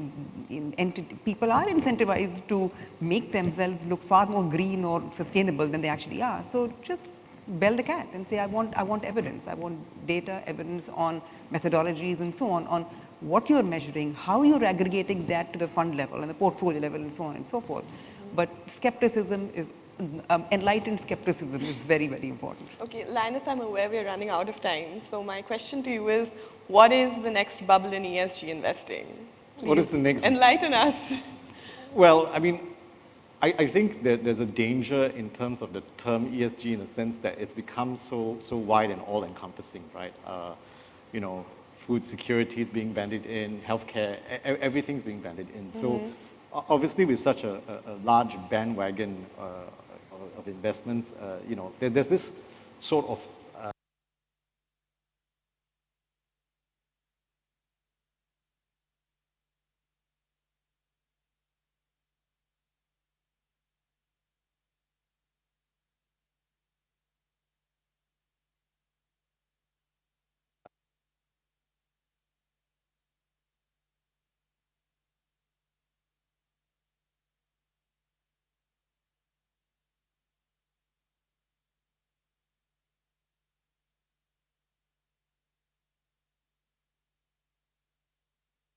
provide a lot of these solutions, and these are underlooked. So, you know, rather than talking about a bubble, I'll talk about what's, you know, overlooked in that sense.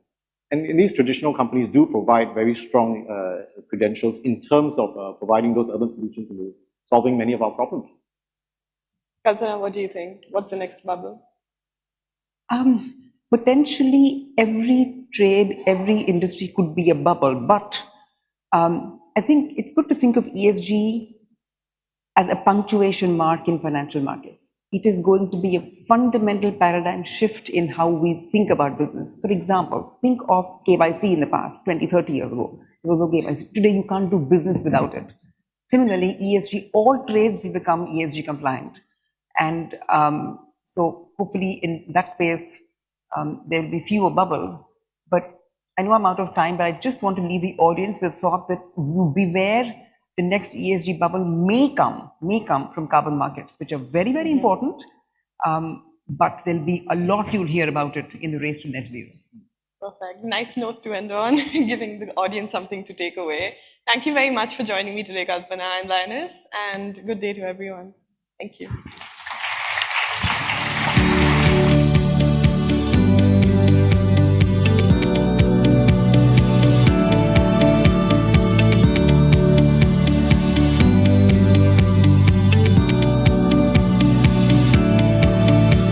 Please welcome to the stage Maitri Asset Management CEO Manish Tibrival, Love Bonito co-founder Rachel Lim, and Samuel Reed, Chairman and Chief Investment Officer of Endowus, for a conversation with Bloomberg's David Ramley.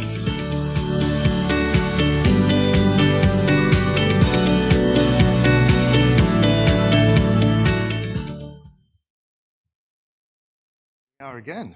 Hello. Hello and welcome to our panel on first generation conversations. Now, where my previous panel was about family offices, this one's all about first generation entrepreneurs as they start their journey. Now, I've been told that I have to talk about some kind of poll that we're asking you to participate in. Is that getting thrown up somewhere? Please do feel free to answer in whatever way you'd like, as long as that answer is C, financial media. Now, once again, I'm privileged to have three insightful panelists on stage with me. I'd like to start with Manish Tibrival, who has spent 17 years rising up, or he did spend 17 years rising up through the ranks of Toleram, which is a multinational family-owned business that helped bring noodles to Africa, among various other things. He was eventually entrusted to help run the family office. And he did such a good job that they spun it out as Maitri Asset Management, which is a multi-family office and platform, and has a very good line in ESG screening and products.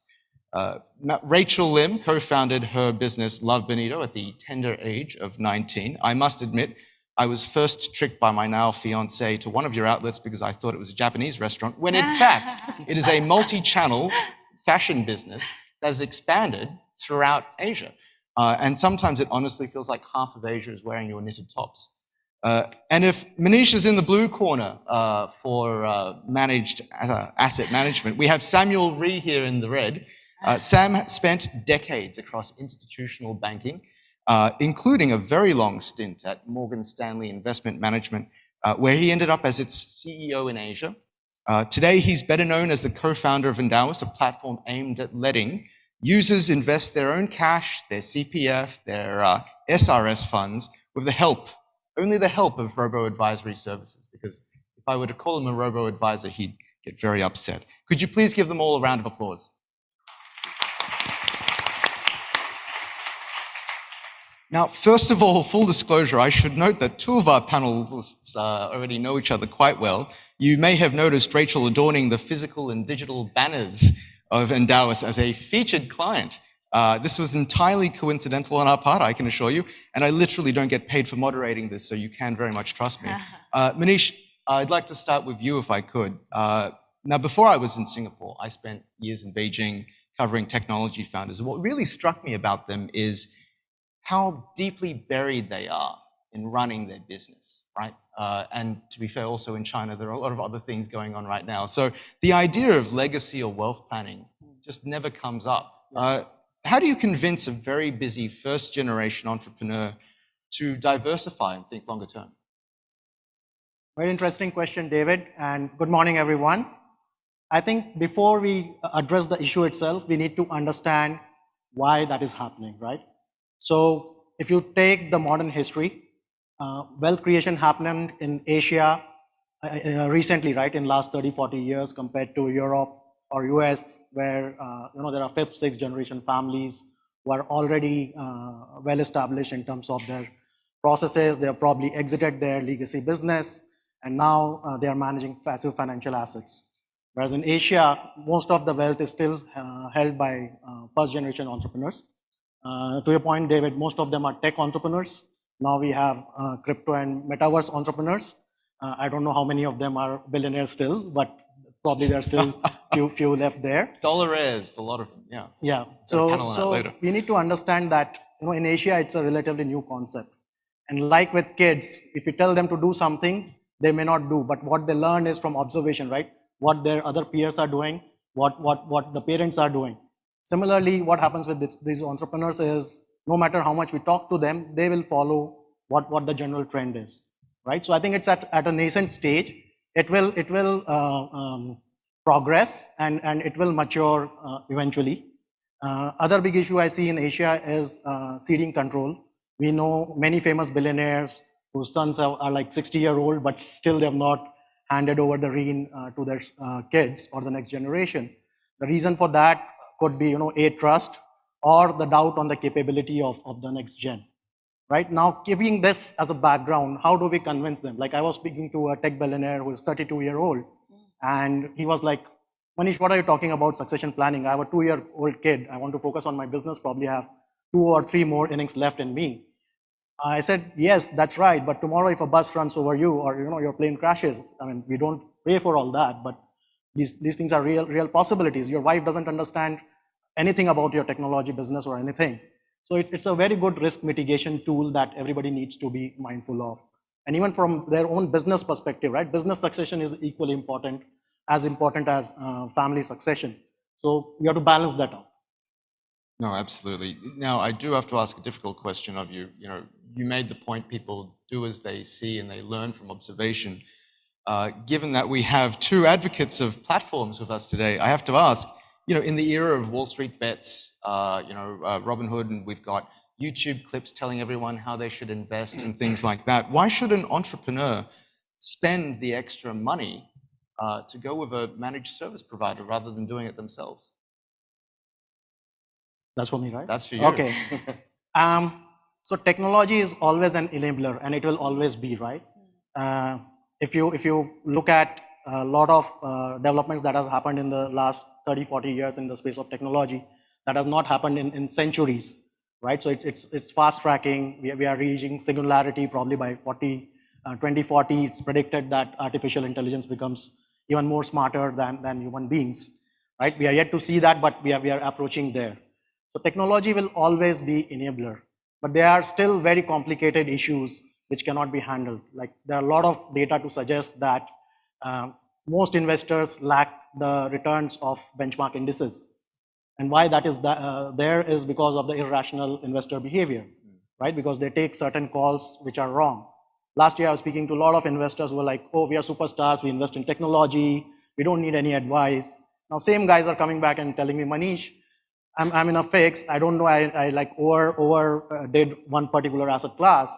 Now, how do I risk manage, right? How do I recover all that? So these things require a lot of behavioral science.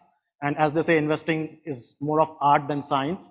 So you have to balance it out in that sense, right? There's a place for technology for sure, but it has to be an enabler and it cannot be the whole thing in itself. No, got it. Rachel, I want to turn to you and ask, from an entrepreneur's perspective, you spent so much of your life building up this business. Yeah. What made you step back and think, I need to go beyond just what I'm doing day to day, and I need to think of my longer term investment future? Yeah, so I started the business 17 years ago, and this was before smartphones, before online shopping took off like it is today now, right? So a couple of my friends and I came together because we wanted to sell our pre-loved clothes online for extra pocket money. So that was how it was.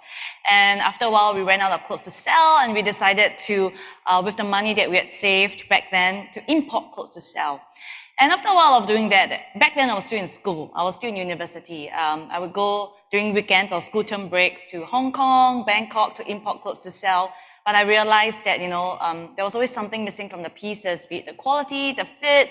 No brand out there was really catering to the Asian women, right? A lot of international brands cater primarily to the American, European women who have very different needs, body proportions, skin tone than us Asian women. So in my final year of university, this was in 2010, with no fashion, no business background, I decided to drop out of school to start the business proper, to start creating our own pieces, our own collections, and creating our own brand. The tricky thing was because I was bonded to the government in university, so I had to pay off the government for a 5-figure sum, and I didn't have the money, and that was also when my dad's business was hit by the financial crisis and he was going through bankruptcy. My mom was already working 2 jobs to support the family, and I didn't know who else to go to borrow that sum of money, but I finally went to my mom, and it wasn't until a while later that I realized that the sum of money that I eventually borrowed from her to pay off the bond was actually her entire life savings then. So she took that leap of faith in me, and back then I remember her asking me, is this a legal business? Will the government come after you? Why are people transferring money before they receive their goods? It's something that she couldn't wrap her head around. So yeah, that was then, and since then we have grown the business to what it is today, having 19 stores in 10 markets.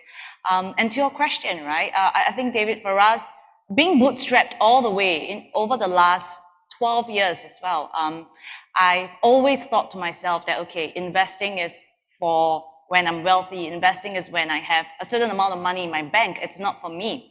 And also growing up, I guess, right? The way my parents were also really influenced the way I looked at money and investing. And my parents had always been more savers than investors of their wealth, the little that they had. So for me, I think it wasn't until I had my son, my son about 19 months ago, that I decided that I need to really rethink how I think about money and wealth carefully. And that was when, I met, honestly, it was serendipitous, but I met Greg and Dawa's team, and that was really how it started for me. That was when I took it more seriously to start planning for my long-term finances as well. So yeah, that was how it started. I wish I had started my financial wellness journey, personal financial wellness journey much earlier. But to me, being a woman, especially in this generation, no one really talks about it, right? And I think sometimes, even for me, being a business owner, I still find that it can be quite intimidating when you talk about personal finances and, of course, investing. So I think this is something that I also hope through my experience to be able to make investing a lot more accessible to the everyday person. No, certainly. I mean, given the state of index funds right now, I'm sure everyone wishes they started 5 years earlier into the bull run. Yeah. Now, Endowus is all very well and good for getting you low-cost access to, funds that wouldn't normally be accessible to you. But I do have to ask, a robot can't really help you plan your legacy or create a will or talk about succession yet. As you sort of go on your journey, given that now you're thinking about next generation, etc., is that something you'd consider? Maybe going with, a multifamily office or an asset manager, someone who's capable of thinking of more of those services? Yeah, I think for me, it's really exposing myself a lot more, to the different options and choices out there. And I think because I still have a pretty long runway in my career journey, so I think for me, it's important. I should have started yesterday. So I think it's for me to also understand, the risk appetite that I have, what's the runway that I have, and then, try to diversify as much as possible. I am still, embarrassingly, just very early on in this journey. So I think for me to hang out more with people like Sam and Manisha to get to know, to familiarize myself a lot more in this area would be very important for me. Hang out with Sam. That's the life lesson here. Sam, with inflation on the rise, a lot of younger professionals are increasingly cost sensitive. They're worried about their salaries and their ability to fund retirements and families. Is this a factor you think will drive first generation users, especially onto your platforms like it? Thank you, David. I think it's not just cost consciousness is not just a young person's issue. I think it's an issue for all of us, especially in this environment of very high inflation, persistently high inflation. I think that, if I touch upon what Rachel said, as first-gen, entrepreneurs, I was a professional investor all my life, but even I just don't have time to invest properly. And so investing is a full-time job, and there's professionals who do that well. And so one of the reasons why we built Endowas was because for me, and for Greg and for many people, investing is just painful. And it's very costly, traditionally as well. So as a digital platform, any offline to online conversion, and this is true not just for wealth or Endowas, but for any any offline to online conversion like Amazon or Netflix, if you really boil it down, really it's about two things. One is enhancing the user experience, and the other one is cost. And especially when it comes to investing and building wealth, cost is your biggest enemy, right? Why would you want to shave off 1-2% of your performance every single year and give it to somebody who's not adding value? So I think the digital platform, as we move to the next generation, and we've had family office members come in, but the next generation is growing up with, Rachel and I are familiar with mobile apps. That's where we do our financial transactions.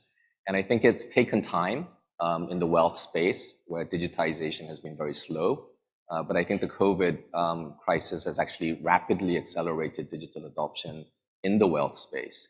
And so I think the next generation is going to demand a better experience and demand a much more fair and transparent cost. My issue with you is that he just looks too photogenic. I always feel like he's trying to sell me fashion products rather than investment products. But you should join Rachel and Rachel. That's right. No, you're all too attractive. Now, I have to ask you a hard question as well. I am subscribed to your newsletters, as I am to many other newsletters from financial organizations and investors. And I did note a May example was very prescient, talking about inflation, how big of an issue it was, and offered some examples of inflation-linked bonds and funds in that sort of nature, and inflation-resilient funds that would be useful in that environment. And the beauty of the Bloomberg terminal is I can plug their LEIs in and see how they've performed since May. And I have to say, in some cases, the answer is not very well. Given that, okay, let's take, if I'm a first-generation wealth creator, right? I'm facing an increasingly volatile market. My expertise is in networking with provincial officials and giving them multi, rather than actually looking at US Treasury bond yields, right? Isn't now actually the time to go hyper-personalized with services like those offered by Maitri and other investment managers? It absolutely. I think investing is a deeply personal experience. Everybody's at a different stage in life. Everybody has different goals in life, different amounts of money, different risk appetite. So I think the individual will have to really, and this is why we say that we're not just a financial service company, but we're a content company, and we're so missional about financial education and improving financial literacy, because it is in the hands of the individual to make that decision, to assess who we are, what am I, what is my risk appetite, what am I comfortable with, what is my goals in life, what am I, using this money for? Because as entrepreneurs, I think, Rachel and I didn't start the business just to make money. We did it because we wanted to solve a pain point and, provide a solution for others. And when you're bogged down in the day-to-day business, then it's very difficult, as you said, to focus on the latest inflation or the latest market ticker. However great Bloomberg's terminals are, and I'm a 28-year user of Bloomberg terminals, so love it. Price of 25,000. Quick plug for Bloomberg. But basically, I think that when you're looking out in the market, one of the most important things to understand is that not everybody's a professional. And as individuals, you look at the stats. S&P publishes a quarterly report on active managers and how many outperform. The first quarter was 80% underperformed. The second quarter results came out, 96% underperformed global market indices. 96% underperformed. And so, yes, we have the great Jim Rogers in the house. And so I'm not going to say it's impossible to generate alpha. When I was a professional investor, I generated alpha for multiple years as an investor. So it is possible, but it's difficult to do it sustainably and consistently and generate enough alpha. So we're in an environment this year where 96% of active investors are underperformed. And if you're a passive investor and you're building wealth over the long term, like Rachel, you think that it's late, but actually this downturn is probably an amazing opportunity to start investing regular savings and build wealth, because for the vast majority of the population, that is the right way to do it. That's what Warren Buffett thinks, and that's the strategy that we espouse. And just going quickly on the point of robots, and that's why I hate the word robo-advisor. It's a misnomer. There's no robot in the office trying to beat the market.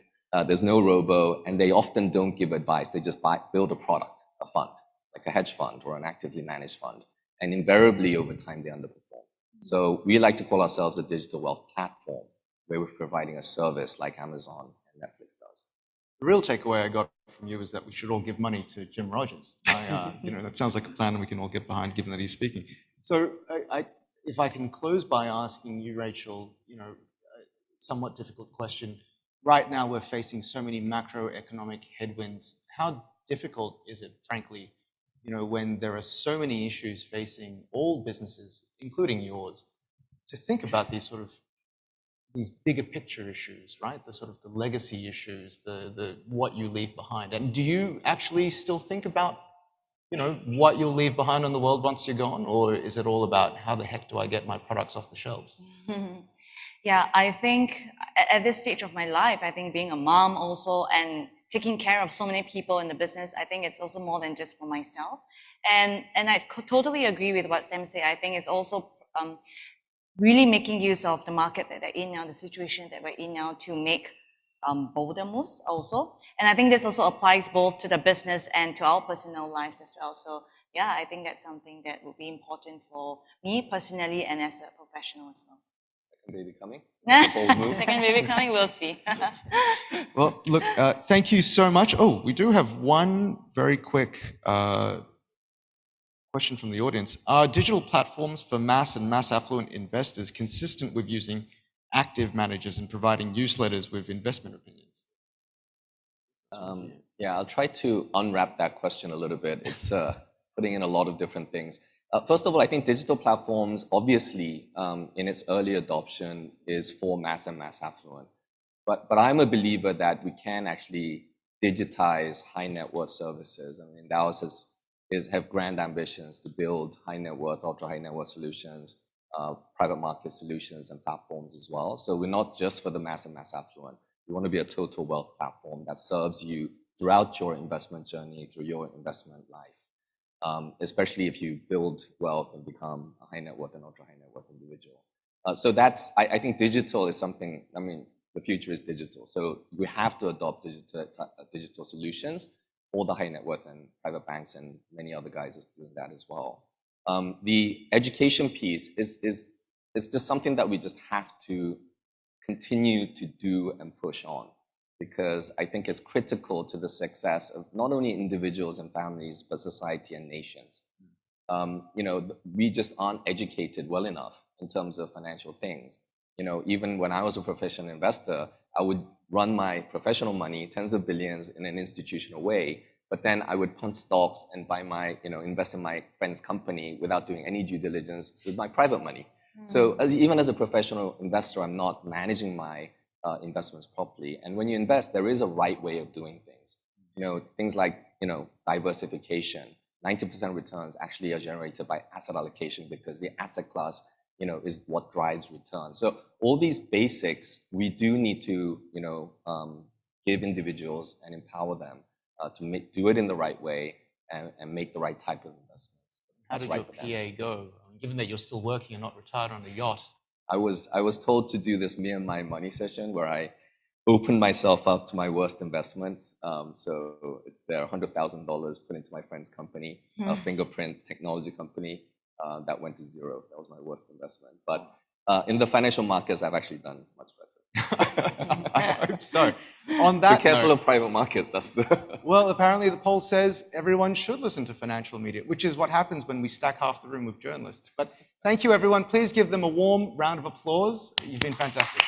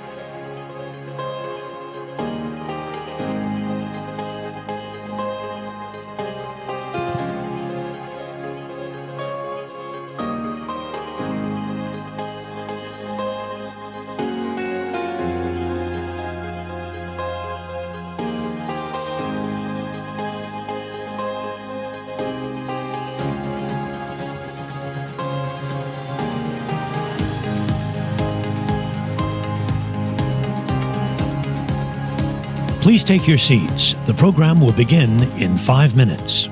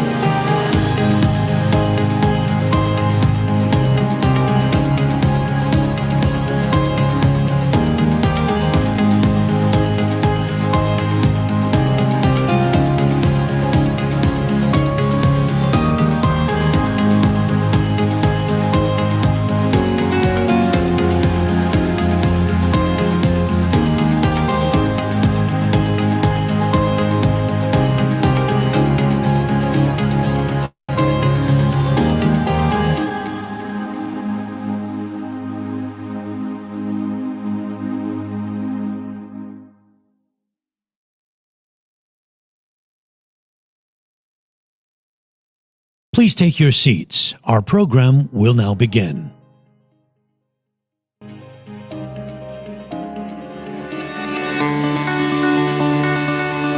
Welcome back, everybody. I'd encourage all those wonderful minglers out there in the lobby to return to the tables, because some brilliant panels this morning. We have another few brilliant panels now, and then there'll be obviously a lovely lunch for mingling later on. I really thought the panels this morning were absolutely fantastic. I regret not asking how I earn enough money to get on the first generation wealth panel, but I'll pursue that later on. Next up, very exciting, is one of the strangest things that ever happens in Singapore. We have a fireside chat in Singapore. It'll include two legends, the legend that is my colleague Michelle Jamrisco, and an almost as much of a legend, but is the Jim Rogers, who you all know extremely well. So with that, I'd encourage you all to return and enjoy the second half of the Bloomberg Asia Wealth Summit, and I look forward to talking to you all at lunch afterwards. Thank you. Please welcome to the stage international investor and author Jim Rogers and Bloomberg's Michelle Jamrisco.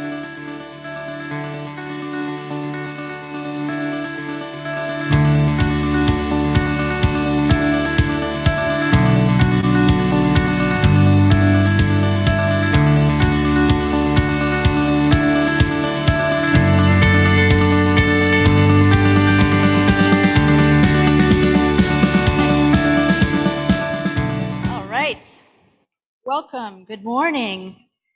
Jim, it is such a delight to have you on stage, even with that overly generous introduction for me. I'm sitting next to a legend myself, and I'm excited to have you here. I'm even more delighted as a reporter because Jim has told me I can ask anything I want. Anything you want. So for 20 minutes, you're stuck with me.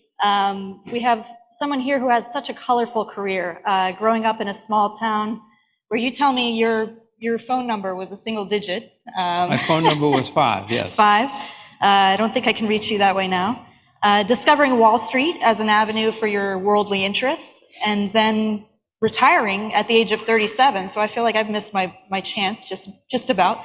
Only to stay in the investment world ever since. So I kind of want to start out by asking, you've kind of told me you stumbled upon Wall Street. This wasn't your interest. You didn't know about stocks and bonds.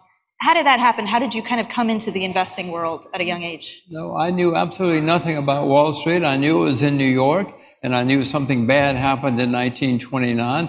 But I thought stocks and bonds were the same thing. But I had an interview and I liked the guy, and he liked me. He said, "Come work for us for the summer." So I did. It was Wall Street, and I fell in love. Was that a teenage years? Or No, it was my senior year at university. I was going to go to law school and medical school and business school. I was confused. But as soon as I found Wall Street, I didn't go to law school, business school, or medical school. I went to Wall Street and had a lot of fun. I've been in that world ever since. So a lot of what you've told me and what we see from your commentary and what you like to get involved in, you're the ultimate alternative investor to me. I mean, we have this alternative investment panel next, and we'll be defining it a little bit differently, I think, with a lot of the assets we get into these days. But you've often run against the tide. I mean, tell me why? Does that ever scare you to kind of take those alternative positions? Well, Michelle, I never thought of it that way. I mean, I know people say that. I just try to find things that are cheap, whatever they are and wherever they are. I've been investing in Uzbekistan recently because it's cheap. And it's not as though I was saying, let's find something new and different. I think I found something cheap, so I invest there. But there has to be a reason. What do you like about Uzbekistan? What I like Uzbekistan was an old Soviet republic that was a disaster, and it was run by a guy who ruined it. But now there's a new crowd, and they're changing, and they're running it the way you would run it, or Bloomberg would run it, or I would run it. I hope, and so I've started investing there. It's very cheap. There.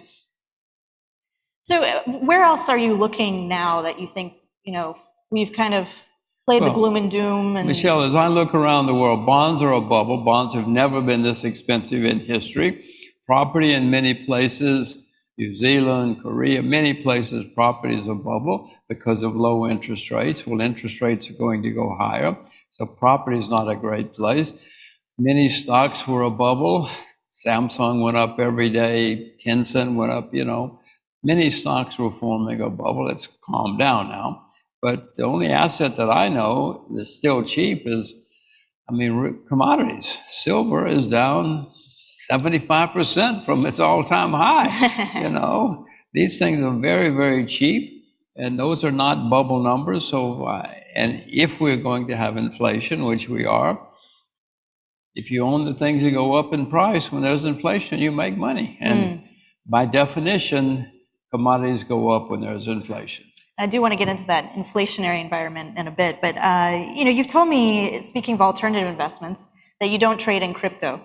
And it makes sense to me in some respects because I understand that you say you most identify with the Austrian school of thought in economics. So perhaps there's a little element of, understanding, as you say, that regulation could be coming down the line. It might be, choking off a sort of free market there. Can you tell us a little bit about why you're not invested in crypto, what the outlook is for that? Michelle, as I look around, a lot of people I know are investing in crypto and having fun and making money. Many have already disappeared and gone to zero. My wife invests in crypto, of all things, but I don't invest in them because the bulls say they're going to be money. And my answer to that is, if and when all our money is on our computer, it's going to be government money. It's not, when the US government says, okay, this is money now, and every government is working on crypto money, they're not going to say, this is money, but if you want to use that money, you can use that money. That's not the way bureaucrats think. That's not the way politicians think. They want control. They want to regulate everything. And so, in my view, if they're just trading vehicles, fine, have at it. And I'm not a good trader. So the recent crypto crashes don't change your mind about, any consumer behavior that might be destabilizing, or that's not your philosophy? If things change, then I have to change too. But no, I don't see anything that's going to make me, if suddenly the euro is all denominated in cryptos, then I'll have to change. But no, I don't see that. Well, let's talk about the broader macro landscape right now. I mean, you're a very worldly person. You've traveled all over the world, have great interests internationally. So the IMF says we're on the brink of global recession. We've got a raging debate about US recession prospects. We've got inflation still high. We've got developing economies, especially seeing crashing currencies. I mean, with all this gloom and doom, do you kind of share this sort of pessimistic outlook right now, or where are you seeing? Well, Michelle, it's been over 13 years since in the US there was a problem. That's the longest in American history, and I use America since it's the largest. So we're going to have recessions again, and we're overdue. I don't know when. You should watch Bloomberg. They will tell you when. But it's good advertisement. Yeah. There's a lot of pessimism around right now. And usually when there's a lot of pessimism, something happens to cause the pessimism to rise. So I would suspect maybe peace in Ukraine. I don't know. I'm just guessing. Something will happen. Everybody will get optimistic again. We'll have one last blow off. We often have blow offs in markets after a long, long rise, and we have a blow off. I would suspect we'll have a blow off, and that's the time to sell and to sell short. I hope I'm smart enough to short that blow off. Well, you said for a while that the next crash will be a big one. I mean, can you, even if you're not projecting when it might come, why? Why is it going to be so bad? In 2008, we had a big problem because of too much debt. Yeah. Look out the window. The debt since 2008 has skyrocketed everywhere. Look at Japan. Look at America. Look at everywhere. The debt has gone up by staggering amounts since 2008. So I don't see how the next one cannot be the worst in my lifetime. It just seems to be a simple conclusion. Is there any prescription that you have, not just for investors, but what do you want to see governments, policymakers looking at right now? Resign. Most government policymakers have no clue, certainly not in Washington, D.C. So no, I would tell them, yes, stop spending money and reduce the debt. You think they're going to do that? No, how about the policymakers in Uzbekistan? They care. The policymakers in Uzbekistan know what to do. They have to open their economy, attract capital, and develop capitalism. That's what they're trying to do, I hope. That's why I've invested in Uzbekistan. But Uzbekistan has been a nightmare for hundreds of years. Yeah. This is probably their first bull market in many decades. So, speaking of government officials and policymakers' challenges these days, how do you judge how central bankers have handled this crisis compared to previous crises? We talk a lot about credibility and, they may have missed the boat on inflation in a lot of different economies. Where do you think the state of play is? I understand you're not a huge fan. Have they gotten worse? Is there a danger that, investors and policymakers are completely talking past each other? Don't you think so? Don't you read Bloomberg? You're the one with the answers here. Well, in America, we've had 3 central banks. The first 2 central banks disappeared because of mistakes. This one's going to disappear too eventually. We've only had 3 in the U.S., 2 good central bankers in my lifetime. India had a very good central banker a few years ago. But as I look around in my history, I don't remember very many good central bankers. Most of these guys are bureaucrats and academics. They don't know what they're doing. They know what they read. They know how to keep their job, but they don't care about you and me. They care about their job. And most of these, we had one named Paul Volcker who ended the inflation of the 70s, but it's because he knew what to do. And the president said to him, you can do anything you want. To give Jimmy Carter, his name was Jimmy Carter, the president. He said, you can do anything you want. And Volcker said, are you sure? And Carter said, yes. Well, Carter lost the presidency because Volcker took interest rates. And you won't believe this, but at the end of 1979, Treasury bills in the US yielded over 20%. That's not a typo, over 20%. Long-term government bonds yielded over 15%. Because Volcker knew what he had to do and he did it. And that we may have that problem again. So I trust that you're not too confident that the Fed this time will be able to manage the soft landing that they're seeking. You're right. You're right. I don't have to read Bloomberg to know that. Well, let's move on to a particular hotspot that I know that you have a lot to talk about, and that is China. So you told me about how your daughters speak Mandarin. Obviously, China is very close to your heart. A lot is going on there these days. If we just look at the short term right now, though, I mean, you've got regulatory curbs, Taiwan tensions, property market challenges. You know, what do you see that makes you hopeful in the outlook for China? Well, China certainly has had a bubble, a property bubble, which Beijing has talked about ending for several years. They never did anything, but now it's happening. The property bubble is popping. You're going to have more bankruptcies in China.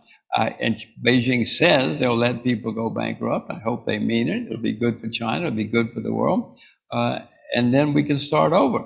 But Michelle, America became the most successful country in the 20th century. But along the way, we had civil war, bankruptcies, riots in the street, massacres in the streets. We had many problems, but we became very successful. China will have problems, but I, anyway, live in Asia because of China, and I want my children to know Asia and to speak Mandarin because I don't see anybody else in the 21st century. And how about, I have to ask on U.S.-China tensions. I mean, we've got, Taiwan this week is capturing the interest of people all over the world. How are you feeling about this situation and the outlook for ending it somewhat smoothly? It looks like the people in Washington want a war. I don't want a war, but it is very perplexing what America is doing with Taiwan. I don't know why it's so important to us, why we want to go to war and get everybody killed because of Taiwan, but it looks to me like we do. It is insane, but let's hope I'm wrong. Let's hope I'm wrong. Well, elsewhere in the region, I mean, talking about some of your calls for bright spots in the world, you've had an out of consensus view on North Korea, I understand.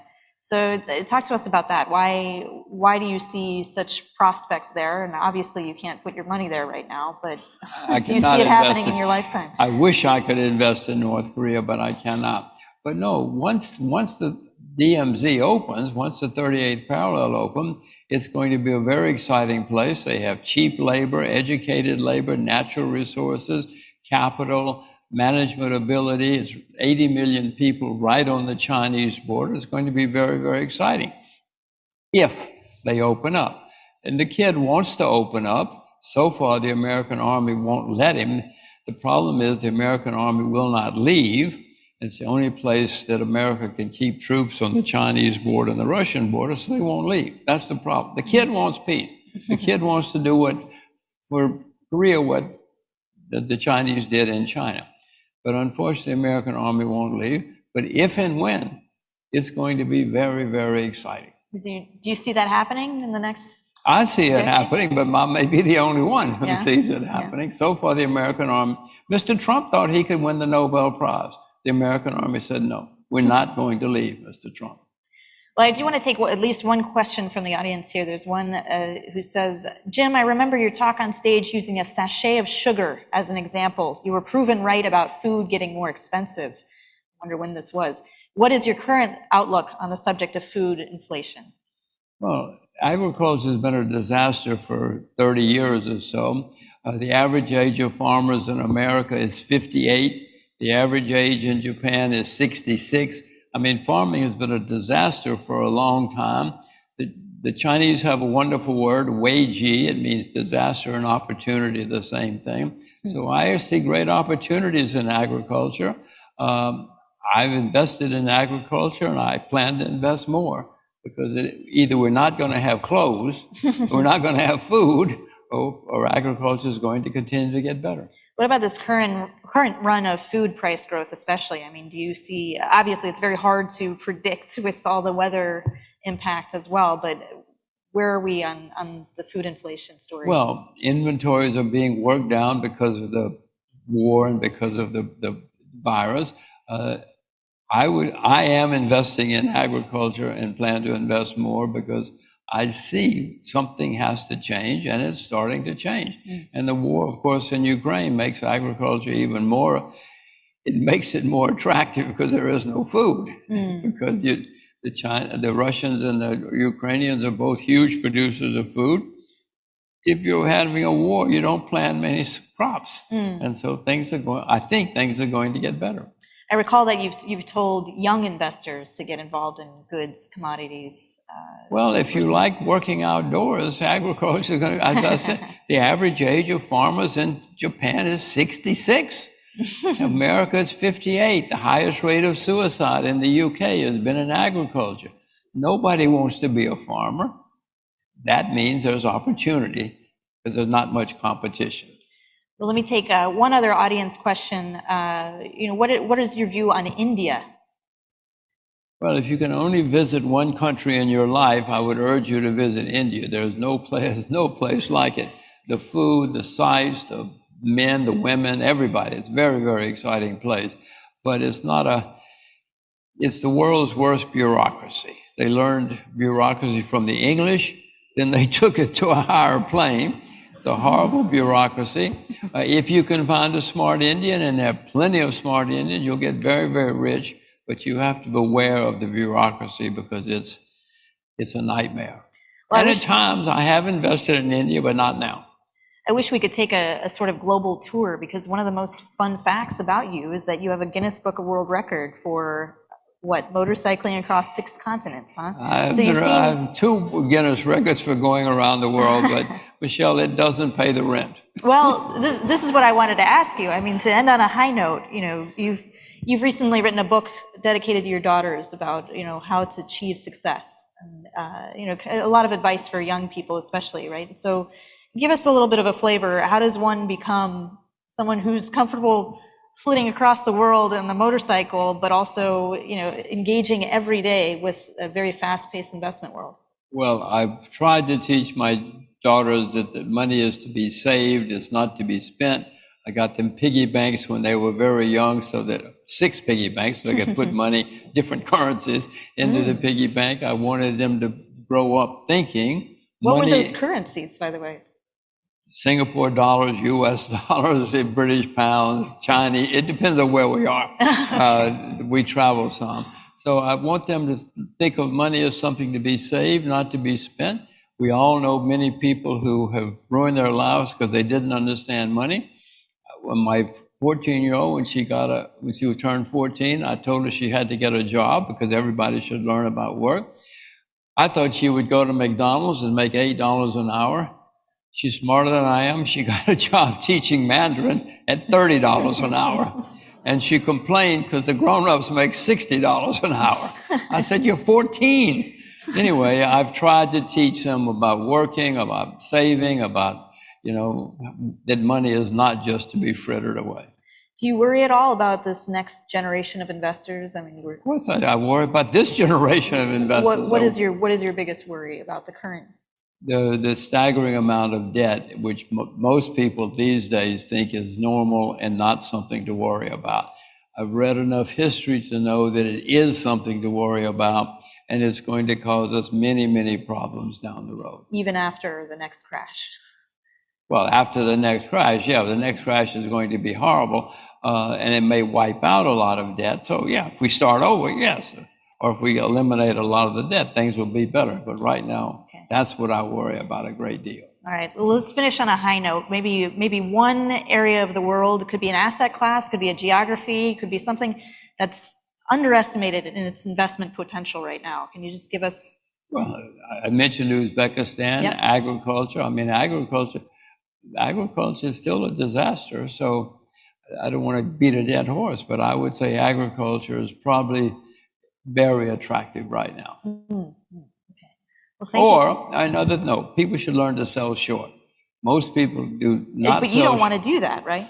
I sometimes sell short, but it's just it is a forgotten art, and people need to learn about selling short again It takes a lot of for the patience. next few years. Okay.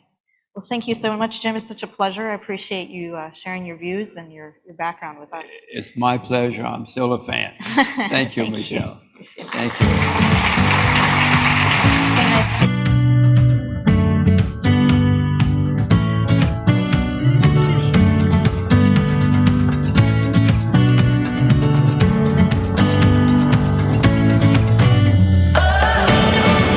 Please welcome to the stage Caroline D. Pham, Commissioner, United States Commodity Futures Trading Commission, Herbert Sun, Head of Private Wealth Solutions Asia of Blackstone, and Vishal Harnal, Managing Partner, 500 Global.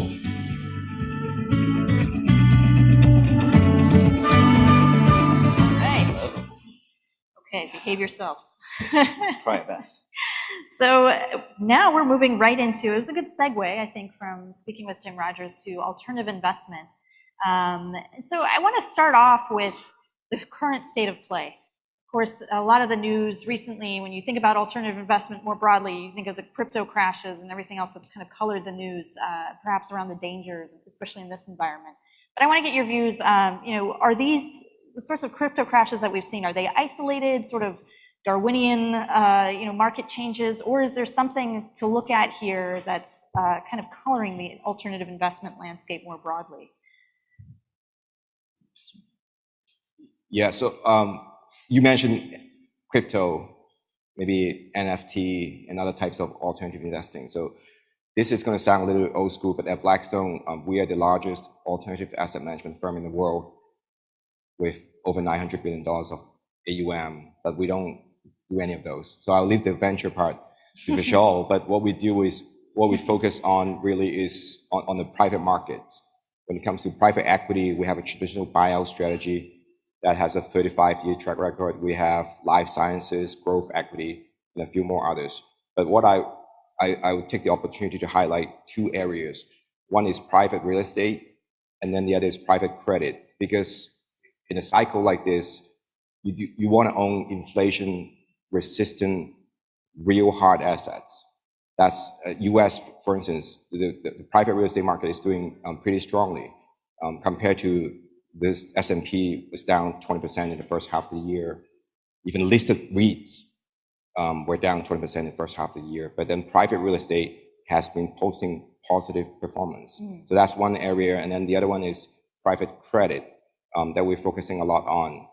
Being one of the largest non-bank lenders in the U.S., we focus on senior secured floating rate, privately originated debt. So the private market actually needs a lot of financing. So we stay focused on that. So those two are a lot more about what we do. So you've outlined a lot of assets kind of in this bucket, which I do want to get into at the top, so we're just clear about what we're talking about when we talk about alternative investment. Yeah. Vishal, do you want to also add to that? We've got NFT, crypto, structured products and funds, private equity. The plan was to throw Herbert under the bus and get him to take all the crypto questions, but perhaps to derailed. Remove ourselves like a few levels of abstraction and look at it from the top down. All we do is venture at 500 Global, right? We've done about 2,700 investments across 80 different markets over the last 12 years.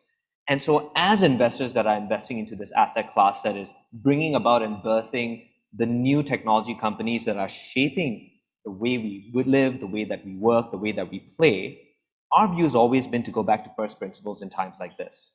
So first principle number one, do we believe that this is cyclical or not? And if you do believe that it is cyclical and it's something that has happened before, and it happened in 2010, it happened in the 2000s during the tech crash, tech bubble, it's again manifesting itself right now. For us, the way that we see it, to borrow what Jim Rogers said in the panel before this, is what is the opportunity that presents itself in bear markets? So when you're talking about the private space, especially in venture, one of the questions we ask ourselves are, where are deals to be had? Where are valuations being squeezed? Because regardless of the time, great entrepreneurs will continue to build phenomenal companies across market cycles.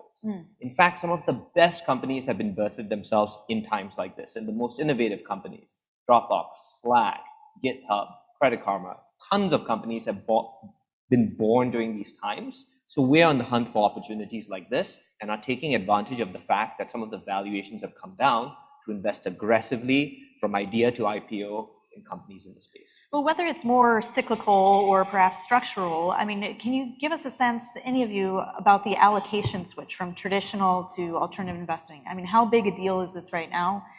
Crypto is not obviously just a flash in the pan, but the alternative investment universe is much bigger than that, as we've outlined. So where are we moving into, alternative investments that might actually become traditional soon? I think, well, I'll start. And it depends on who you ask.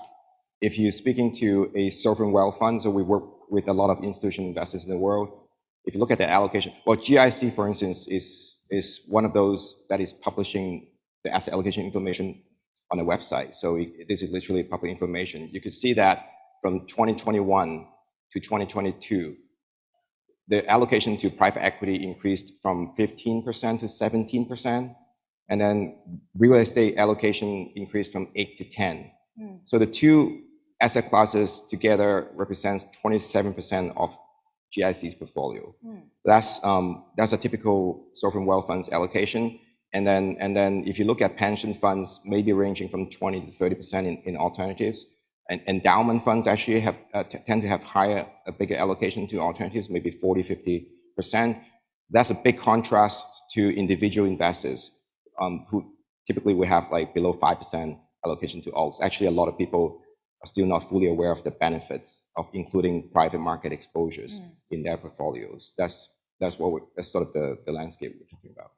I think just to add on to what Herbert said, the view tends to be this. If you think about alternative investments historically, and I'm going to speak from the perspective of venture because that's where my expertise is, you assume or associate the word alternative with unknown, with opaque, with risky. And I think what's happened over the last 10 years is a few things, which is why we're seeing a deluge of capital coming into the alternative space. The first is that there's a lot more expertise in the ability to underwrite the asset in alternative investments. So the sophistication and familiarity of LPs, of investors with venture, for example, as an asset class has increased significantly. Much of that is a function of knowledge, right? Now, when you're speaking with asset allocators, many of them are familiar with, for example, David Swenson's strategies that he used to run at Yale and how he used to allocate to venture, which was something that was previously unknown. The second is that there's just so much information available online, right, that is accessible about venture, the media, the press. Everyone is talking about the fundamental or the atomic unit of venture, which are startups and technology companies, which leads to a greater interest in people, especially as there are generational shifts in asset allocators into who's managing that money, who's underwriting the deals, and who's deploying the capital in wanting to understand and participate in a much less opaque and much better understood universe in alternatives. So then it becomes traditional someday. And so then it kind of, today's alternatives are tomorrow's traditionals, you know? Well, I want to bring the commissioner in who joins us from the US. Thank you for taking the long journey and looking as high energy as any of us today, even after a long flight.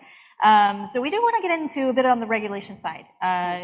Essentially, where is it needed? Where can it help the consumers in terms of regulation of alternative investments? And what are investors actually asking for guidance on?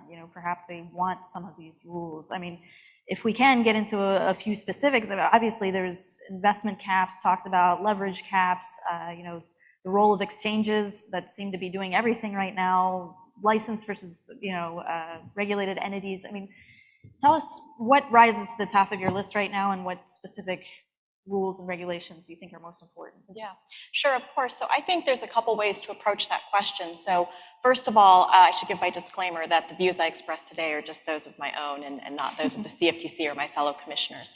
So when you look at the crypto ecosystem, and in particular what people are calling the current crypto winter, what you're seeing is a failure of risk management.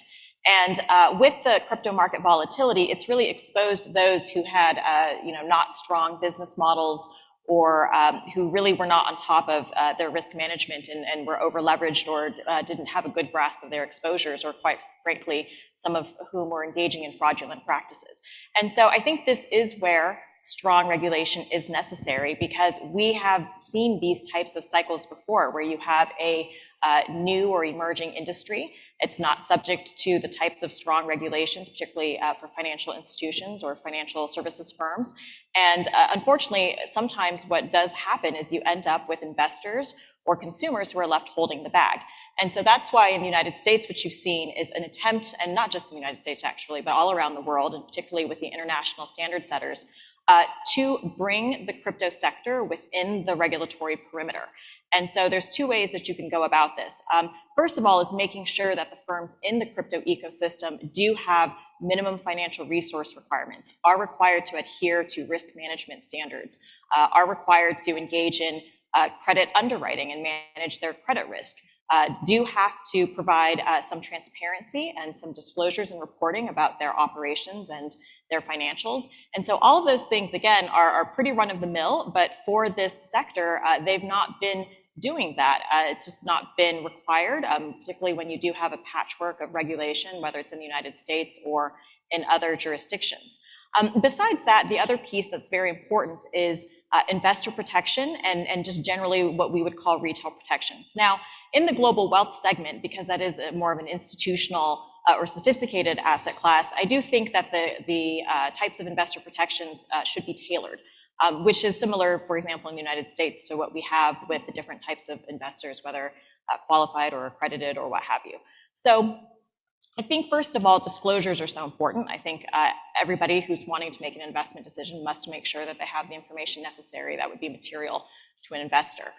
But then there's also suitability requirements. And so I do think that's a spectrum. You would want to look at, for example, for your sort of run-of-the-mill retail investor, you would want to make sure you have some suitability requirements. And then I think investor education is extremely important. But again, these are not new concepts. These are things where if you take what we have that's existing, and there is a huge debate, of course, right now over particular types of crypto assets, and for those that are not just merely a tokenized financial instrument, so the tokenization of real assets, then sometimes you do have a question, is this something that's truly novel, or is it just another format really for the investment? So one of the things in the United States that was actually just released, I believe yesterday, by the US Senate Agriculture Committee is the Digital Commodities Consumer Protection Act. And this is a pretty comprehensive act which builds upon the existing regulatory framework for the CFTC. But that has proportioned the jurisdiction between the CFTC and the SEC. And here it's making sure that that whole ecosystem has to come in and register, whether as a broker or a dealer or some kind of trading platform, and that there are the minimum retail protections in place. And I think in particular, to your point, conflict of interest requirements. You really do have a huge problem, and again, we've seen this time and time again, where the incentives are not aligned, and where you have somebody who's providing a service and you don't know, are they acting more in an agency capacity, or are they really a principal and a counterparty to you? And so I think those things are important, and of course, information barriers. But to me, I keep saying this is really getting back to basics. That applies a lot to the exchanges you're talking about. Absolutely. So, I mean, you come from the private banking world. What do your friends in that former life tell you that they want to see, or what do they complain about when they say, "Hey, you know, can you get this changed, or can you get regulators off our back on this issue?" I mean, what's the feedback from the private banking world?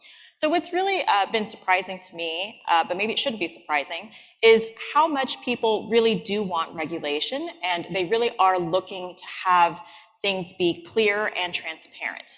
I think the people who are not looking for regulation are probably those who are somehow taking advantage of it in some way because of the conflicts of interest, because of the information asymmetry, those types of issues. So I think this really pulls upon, what my co-panelists were discussing, in that there is the search for yield, and not only the search for yield, but also the search for uncorrelated diversification. And so people were looking at the crypto sector as perhaps a way to do that, but then you've seen some reports come out where really it is actually, it is highly correlated with equities. So I think this is going to be important to dig into. But just to add to that, I think it's highly relevant, what Caroline just shared. One thing is to wait for regulations to come through. I think the other thing is, being the biggest player in the industry, it's a self-directed mission that we have to try to share more information, so to push for more transparency. And just to give you one example, we launched, so one of the biggest vehicles that we have that does private real estate investing, that we launched about 6 years ago. We chose to use a highly regulated structure by will. It's literally a REIT structure. So the fund itself, we have to file the 10Ks and 10Qs, full public filings, just like any other public companies do. But we did not want clients to be exposed to public market volatilities. So we kept that private. It's a privately traded structure, but then at the same time providing a very high degree of transparency and disclosures.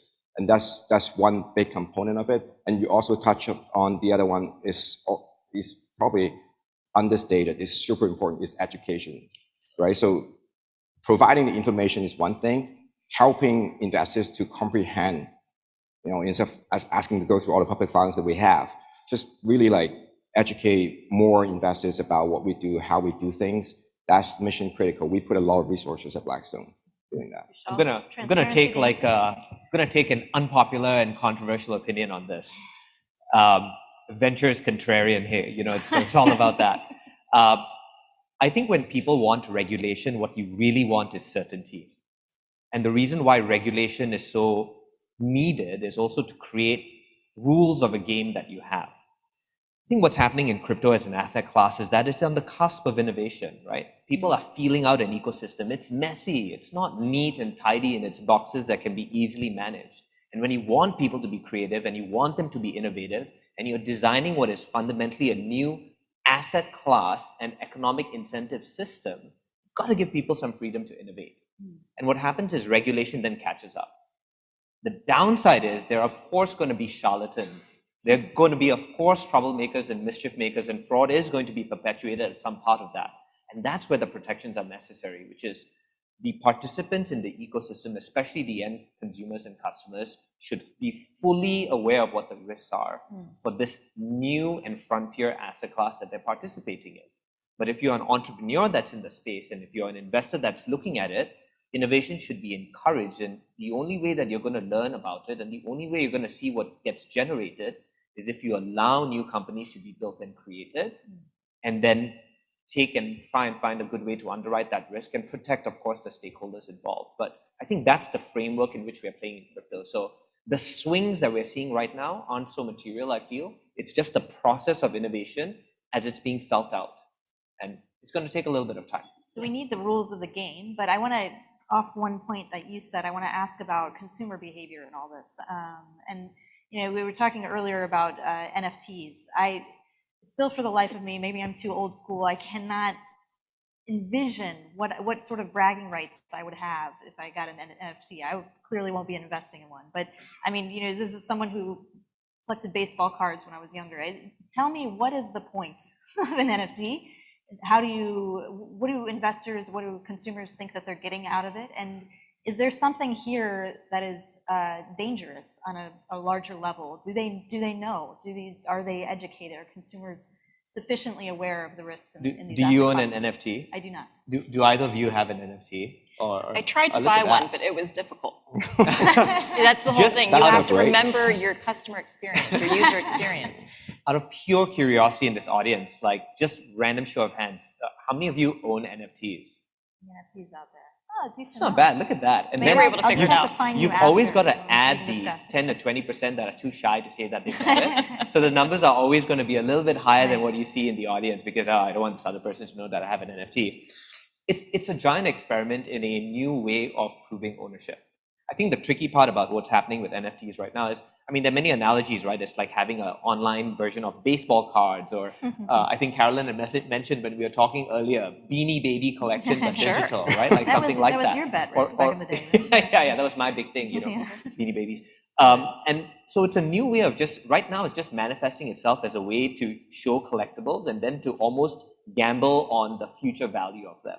The difficult time that NFTs are having, I think, compared with the rest of the crypto ecosystem, is that it's not growing at the same rate. And I think it's because people are struggling to find a utility value that's above just having a collectible on the one hand, and the second, getting more of the same asset once you have it, which is, like just getting airdrops or things like that, because you can get that in other classes. So the novelty is kind of wearing off. Right. And what people are really hunting and looking for is, okay, now what is the utility of this that I can use it for?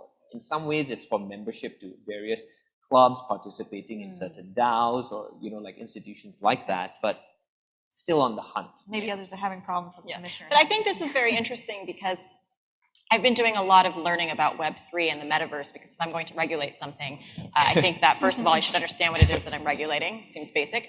And then also to really future-proof the regulations. One of the things about the way you discussed the approach to regulating innovation, and this is why many have said that the CFTC would be the more suited regulator in the United States for this, is because it is right in the CFTC's statutory mandate that we promote responsible innovation and fair competition. And so we have a principles-based framework for that. But looking at NFTs and looking at Web3 and the metaverse, and frankly, just looking at my daughter during COVID when she had to stay at home and how she was hanging out with her friends, she was doing it on Roblox.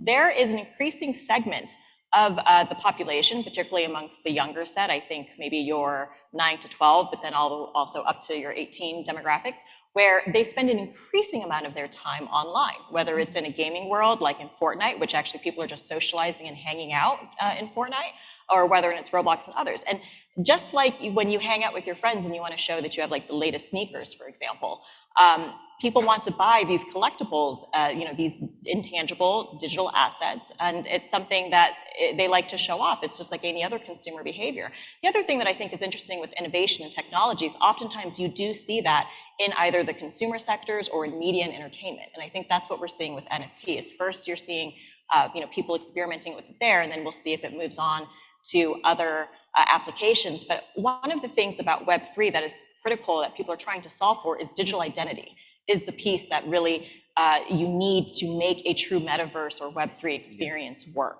It's something that is secure, that is safe, that is portable, and has privacy built into that digital identity. So I think this is going to be very interesting, and NFTs may be part of that technology to provide that value proposition. So there could be some durability here. Yeah. Herbert, you don't own an NFT, do you?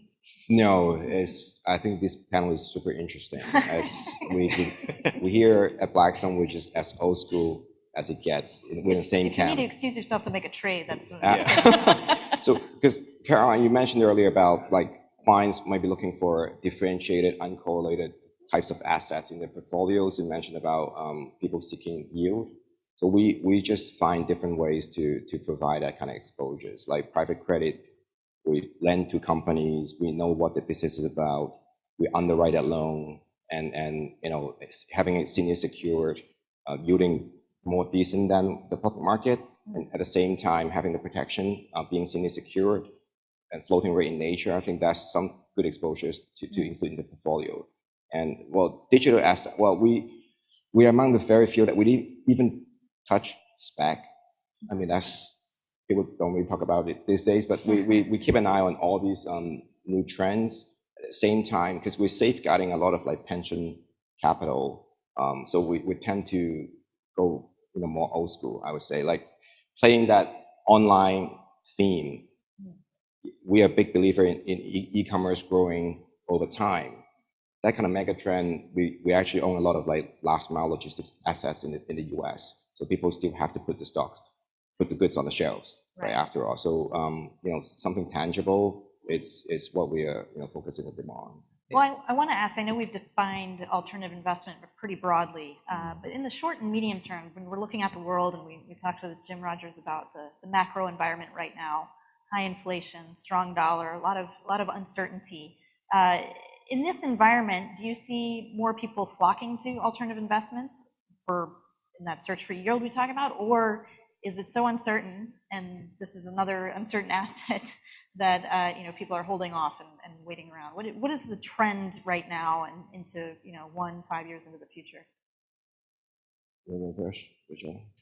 Thank you, Herbert. Look, I think the trend is quite unstoppable, and that's more assets are being allocated to venture in terms of a proportional portfolio allocation. It's going to dip and drop, and some people are going to withdraw money when they get skittish if they don't understand or can fully underwrite the asset class at times like this. But in general, it's a forward and unmistakable march towards a greater allocation to asset classes that are across the board. So the question is not really about whether you should allocate, it's about how much, knowing that it is increasing over time.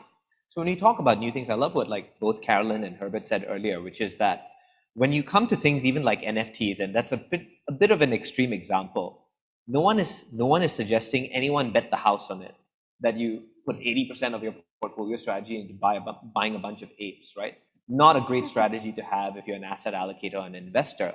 But it would also be wrong for you to not at least try to see what that ecosystem is like, because it may present what the future of investment asset classes are. And now that you're able to just experiment and understand and learn what it's like, just like Carolyn's daughters are doing it on Roblox, we should as well. And so highly encourage everyone at the end of this forum. It's the simplest thing in the world. Go back home, take an hour, buy an NFT just to see what it's like. It can be worth $1. It doesn't matter. And I think that's how you learn about new asset classes, understand what they're like, and then slowly figure out whether there's a space for this in your portfolio. And NFTs are a bit of an extreme example, but it applies to venture, it applies to private equity, it applies to any other asset class that you think may be a little bit exotic or esoteric. Learn about it, understand it, and take a few low risk sort of like investments or bets in those sectors just to learn what the game is like. Okay, and then blame Vishal if things go wrong. And then send your bills to Herbert.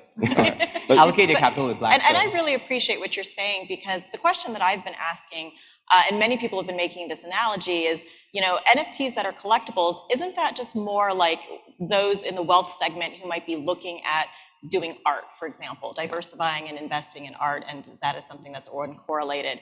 And so I think if you're the kind of person who, your risk appetite and what you're looking for is to do something like getting into more esoteric new artists, right? That if you're like that kind of investor, then maybe an NFT is that type of thing that you might want to look into. But nothing I say is investment advice. So.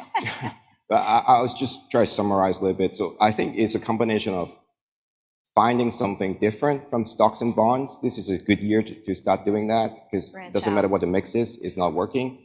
So you want alternatives. And then you look through a little bit, the landscape is pretty broad. So it's investors, they want assurance, they want transparency, something that they can understand. That's why we do see a pretty strong, take up in terms of adding alternatives in this portfolio overall. But when it comes to then what do I do? It's also a function of how much liquidity do you want to preserve. So in our case, we believe nobody needs to liquidate a whole portfolio at 4 p.m. every day. No one needs 100% of your liquidity all the time. If you can afford to trade away some of the liquidity, then you can start looking into some of these less liquid assets, like private markets, whether it's private equity, venture, or private real estate, private credit. So that's how we would look at where to start. Great. Well, we set out a broad menu of alternative investing, but unfortunately the red countdown clock is flashing to me. And thank you all for your insights and exciting ideas about where to go to next. We'll Thank talk you very to much. NFT people later. Thank you. Thank you. Thank you.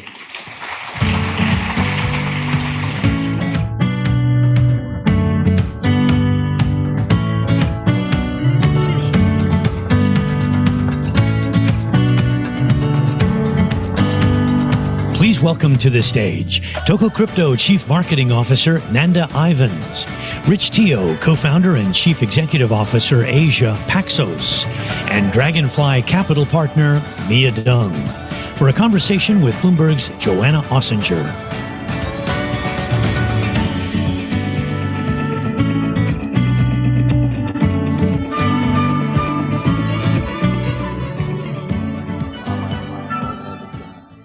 Hello, everybody.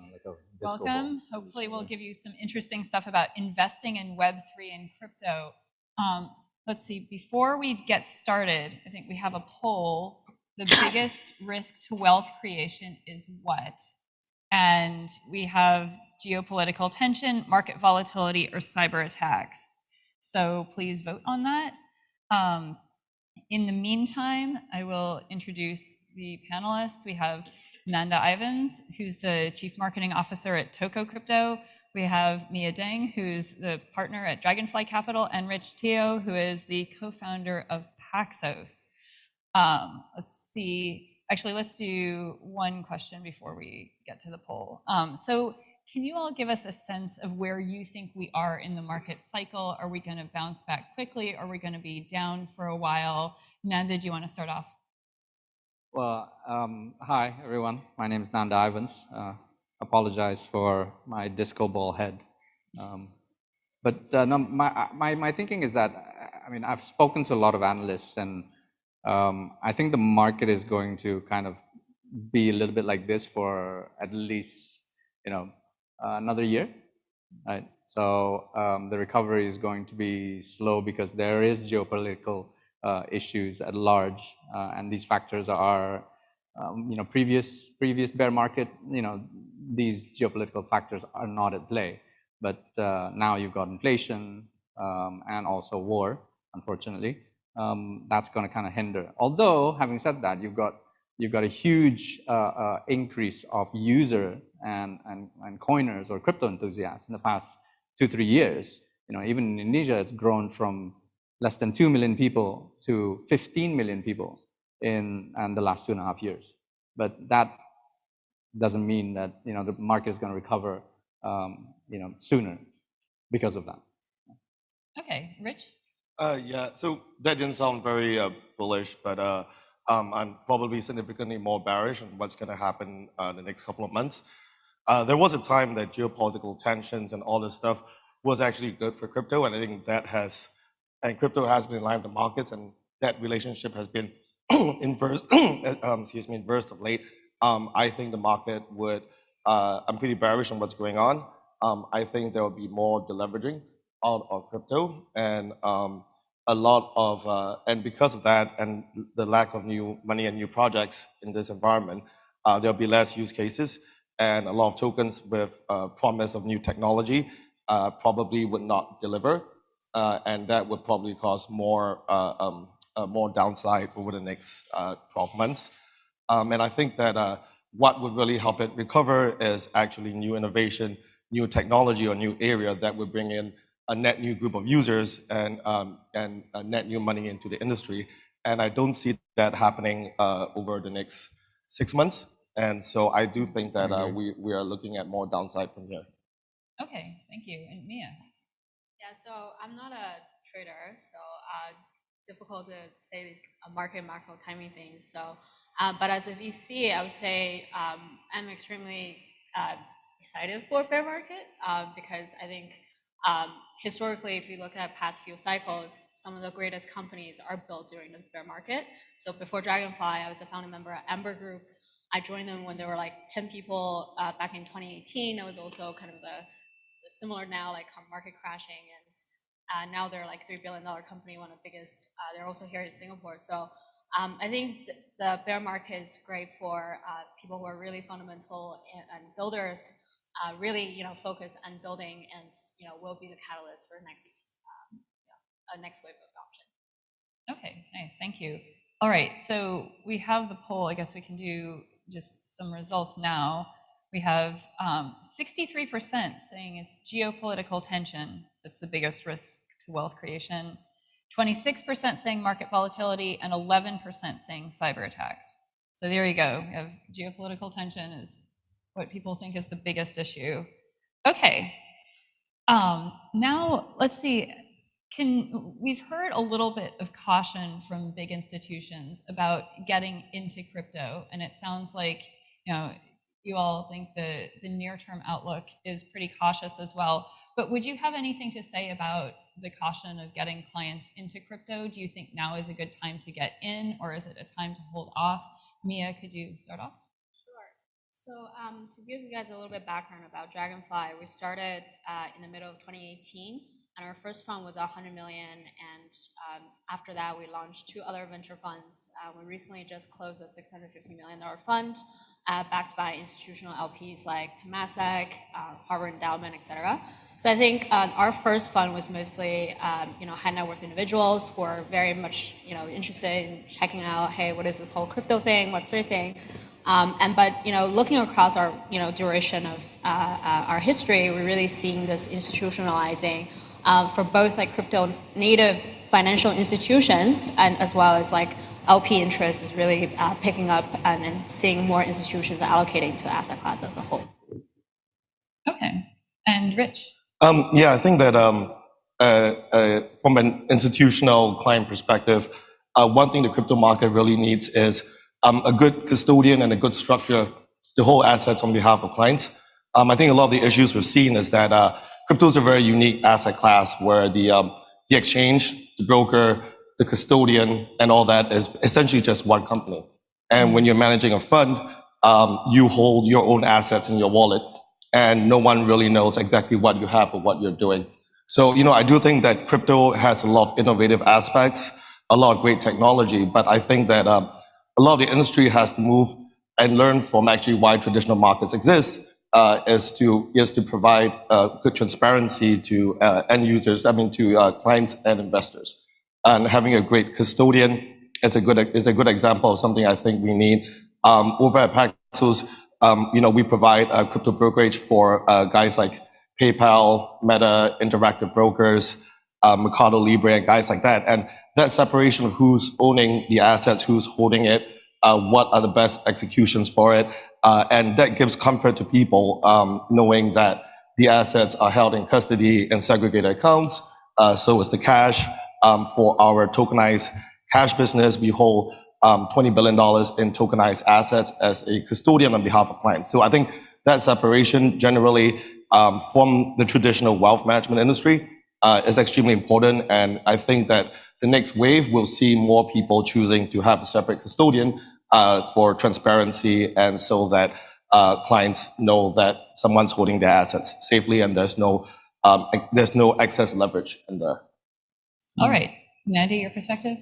Personally speaking, you buy the dip, right? So, at the moment, it's kind of the great crypto sale. Yeah. So, I personally, as a trader, I do actually buy quite a lot at this point in time. But at the same time, looking at the other businesses within our group, whereby we do invest in new projects that's coming about in Indonesia. It's also a good time to invest into Web3 companies, right? Because at the moment it's only supposed to go up from here, and at the moment there's a lot of projects that are needing funding, and also what's going to happen in a year's time, 2 years time. They'll gain in valuation, they'll gain in their brand awareness and all that. So. Yeah, personally, buy the dip. And if you have more money, invest in Web3. All right, thank you. Up only, right? So, okay, have you seen any particularly innovative or effective approaches to wealth management as it relates to crypto and Web3? I guess, Mia, is there anything that you have seen that you think is really useful or good idea? Yeah, I guess definitely the formation of like these crypto native wealth managers and new banks and financial institutions being one. So I think my last company, Amber, is one of the examples there. So I think there is definitely a lot of like infrastructure around managing a novel asset class, and I think that's when the company, started by 6 traders coming on Morgan Stanley Hong Kong, saw this void to be filled, and I think they were able to build out a very nice kind of on-ramp, especially for high net worth individuals. And obviously, you also see these exchanges as on-ramp, like in Indonesia, in Turkey, and recently I invested in a company in Latin America. So these geographies with the need to, for retail to allocate to crypto, I think there will be this type of like on-ramps that are set in place to welcome that adoption. All right, thank you. Rich? Yeah, I think that we've seen a huge growth in the number of funds interested in crypto. I think that's a good thing. More importantly, the level of sophistication, the level of technical work that's being done, and the number of people who believe in technologies and hold for the long term as opposed to what it used to be in 2016, 17. I think that's grown a lot. So there are a lot more opportunities to invest in funds, and there are a lot more people who understand and do research. I think the two areas that would be interesting in this building phase in the bull market, I think the infrastructure for what new chains would look like and what could power the metaverse. I think what we have in existence and the chains being used right now are probably a little slow, a little less well built. I think that's an area of interest. I think the social aspects of it and building beyond NFTs for the metaverse is also an interesting area. And I think that wealth managers should be looking at those two areas as the new growth when we get out of this bear market. All right. I've seen the rise of crypto asset management in Southeast Asia. I mean, even Indonesia now has got like 2 or 3 crypto asset management. I just think that for institutions and also for individuals, that provides an alternative in terms of investing into crypto. But as Mia said, investing into Web3 projects is also something which is interesting because there's so many things. It's like a blank canvas at the moment, right? There's so many ideas that's happening. I mean, I've had conversations with people going, "Hey, can we do utility-based NFT or IP-based NFT and all?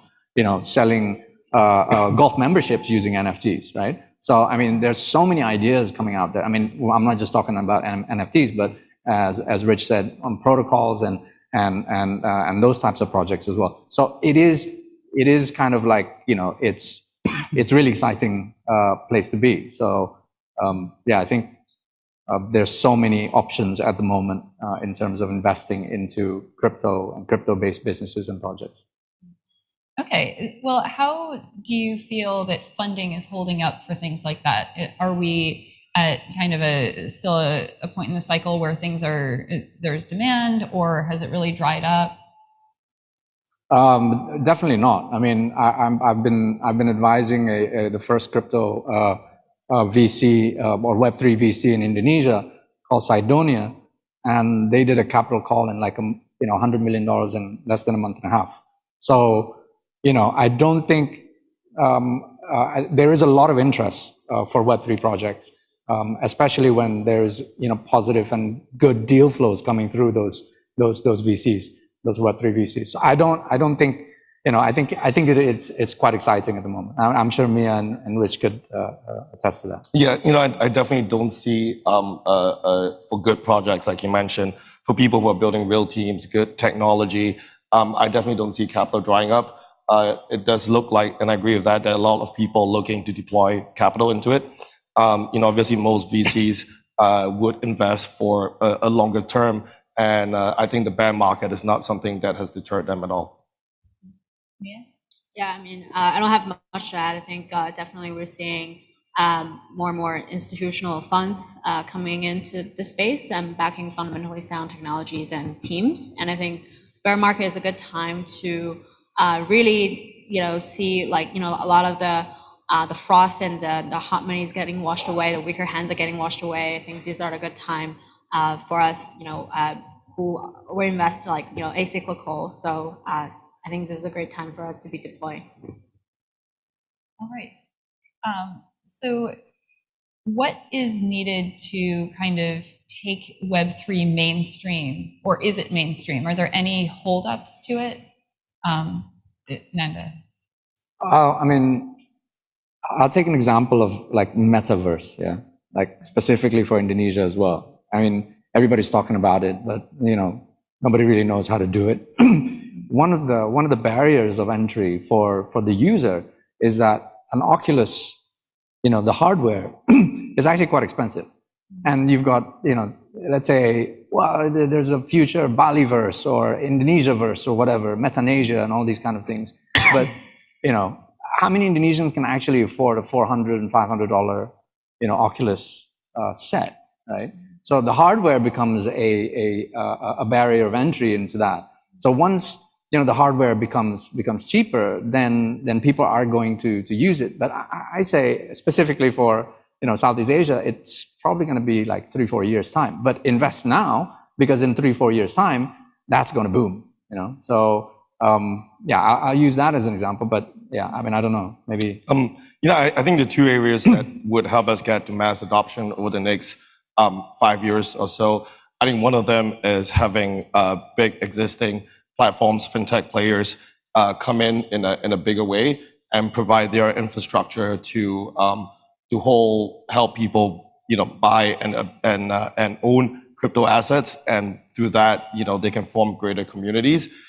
So I do think that we'll see more large, not traditional firms, but large internet companies offer crypto as a product, and that would basically help it easily get to mass market, right? So obviously, the large exchanges have huge user numbers, but then the average person would rather use an existing app to buy and be part of the crypto market, then have to understand and hold their own keys. So I think getting mainstream companies involved is really, really important. I think the other area is that we thought gaming would bring the mass number of users in. That didn't pan out too well. And we thought DeFi would bring in a mass number of users, and that happened. It turned out that it was a lot of money, but less absolute number of users. And when we look at what else would happen to bring mass adoption, I think social media is one thing that would be interesting. We thought NFTs would power that. It didn't work out. But I think the other aspects of getting people who use existing products and have crypto and blockchain involved in powering those technologies is a huge, easy way to bring in a large number of people, which the crypto market really hasn't seen to date. Interesting, if I might add, on the gaming side, I said to a friend, they were building a gamify platform. I said, your game needs to be played on esports, right? You've got 60 million people in Indonesia playing mobile games every day, right? If that, if gamify, decentralized games, NFT games become part of esports, then it's really going to be disruptive, right? So mass adoption. Yeah. So I think a lot has been said about like infrastructure, like user experience. But I want to particularly highlight the importance of content. I think that's also where I'm most bullish on Asia being, the king of content around gaming and art, fashion. I think a lot of these needed to be brought into, Web3 in order to really make, how do we bring humanities and how do we make this space warmer and more welcoming? And I think that's what I think Asia being especially pioneer also in global payments, right? Like, we're seeing the leapfrog from, in Web2, and I think this digitally native global payments infrastructure that's already in place. And secondly is, I think Asia has a lot of vanguard in terms of like products with like social commerce, like, you see products like Douyin has demonstrated this like two-way interactive community-driven commerce. And I think in last cycle, we've seen that with NFTs, particularly, I think the digital art, especially generative art, it has shown this 1.0 of like what this could be, right? If you guys, I don't know how much you guys like are into generative art, but like I encourage you guys to check it out. It's I've been collecting pretty actively, but really it's this, we're seeing this virtual tribe or community being formed, and you really see this interactive circular type of collecting experience. And obviously there's trading and there's flipping, and that's the nature of being part of crypto, but also we're seeing like new archetypes of like users are showing up, right? Like people are owning digital assets for the love of it, and I think I would love to see that expand across more cultural verticals. I would add a quick point to Mia's comment on payment rails and payment companies in Asia being very efficient. I do think that within the next year or two, we'll see a large number of payment players be involved in just starting and, not something that will be very volatile, something very boring, but basically having stable coins. And stable coins within traditional fintech plays and a wallet in an app that you use and everyone has will basically enable people to enter all the other things you mentioned, art and gaming and all that, and giving people stable coins so that they can participate in that widely. I think we'll see that very, very soon. And I think that would help bring in a lot more users. Yeah, definitely stablecoins have become a lot bigger even recently. So I guess one last thing, we don't have a ton of time, so maybe 30, 45 seconds on what we can learn in terms of investing in crypto and Web3 from the crypto winter, the meltdown in recent months. What are the takeaways, Nanda? Buy the dip, invest. But also, at the same time, I think everyone needs to educate themselves, right? That's the one thing about adding to what Rich said, mass adoption is about education. It's not just users that are buying crypto on crypto exchanges that need to educate themselves, but also, institutional, they need to educate themselves as well. So it is about educating yourselves in order to, make better choices in terms of your investment, basically. Okay, thanks. Paxos was founded in 2011, so we've been seeing this up and down for many years for various reasons. From the outside, it just seems like a crazy volatile thing. But I think from the inside, it's always been led by a new belief, new innovation, a new technology. Ethereum, led to a lot of great things. DeFi led to a lot of great things, some particularly bad things, and GameFi and all that as well. And I do see us building that technology. So I think that a new wave, a new interesting technology that creates a large number of users is what will bring us back. All right, thank you, Mia. I would say participate. So, I think a big part of crypto is, being part of a community, right? I think obviously a lot could be said to be, allocating Bitcoin, part of your portfolio. I won't repeat that, but I think really if you guys, looking at what is happening right now with, especially with fine arts, I think that's the very first sort of vertical getting, disrupted by crypto. I've been to art fairs like Art Basel in Miami last year, and really just seeing this digital renaissance movement happening. And so I would really say participate and try it out, collect some art, collect some PFPs, and yeah, try it out. Okay, great. Well, thank you so much, Nanda, Rich, and Mia. I think we have to leave it there, and thank you for listening. Appreciate it.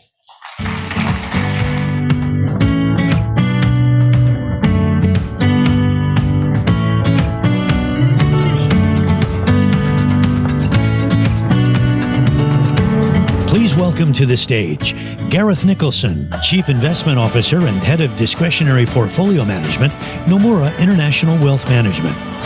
James Chio, Chief Investment Officer, Southeast Asia, Global Private Banking and Wealth, HSBC. And Jean Chia, Managing Director, Head, Portfolio Management and Research Office, Bank of Singapore. For a conversation with Bloomberg's Mark Cudmore.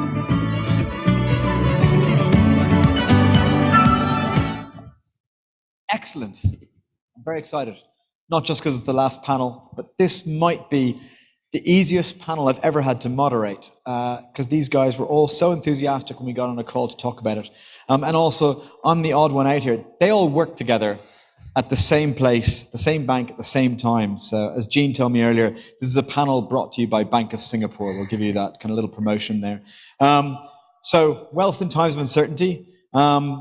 Since Bank of Singapore brought you all three panelists initially, even though obviously James and Gareth are going to make very clear they're not, they're from HSBC and Nomura, I'll give Jean the chance to answer the first question, which is, from an Asia wealth management perspective, what is the greatest risk or uncertainty out on your mind right now? Is it a macro concern, a regulatory one, a security one, a geopolitical one? What is it?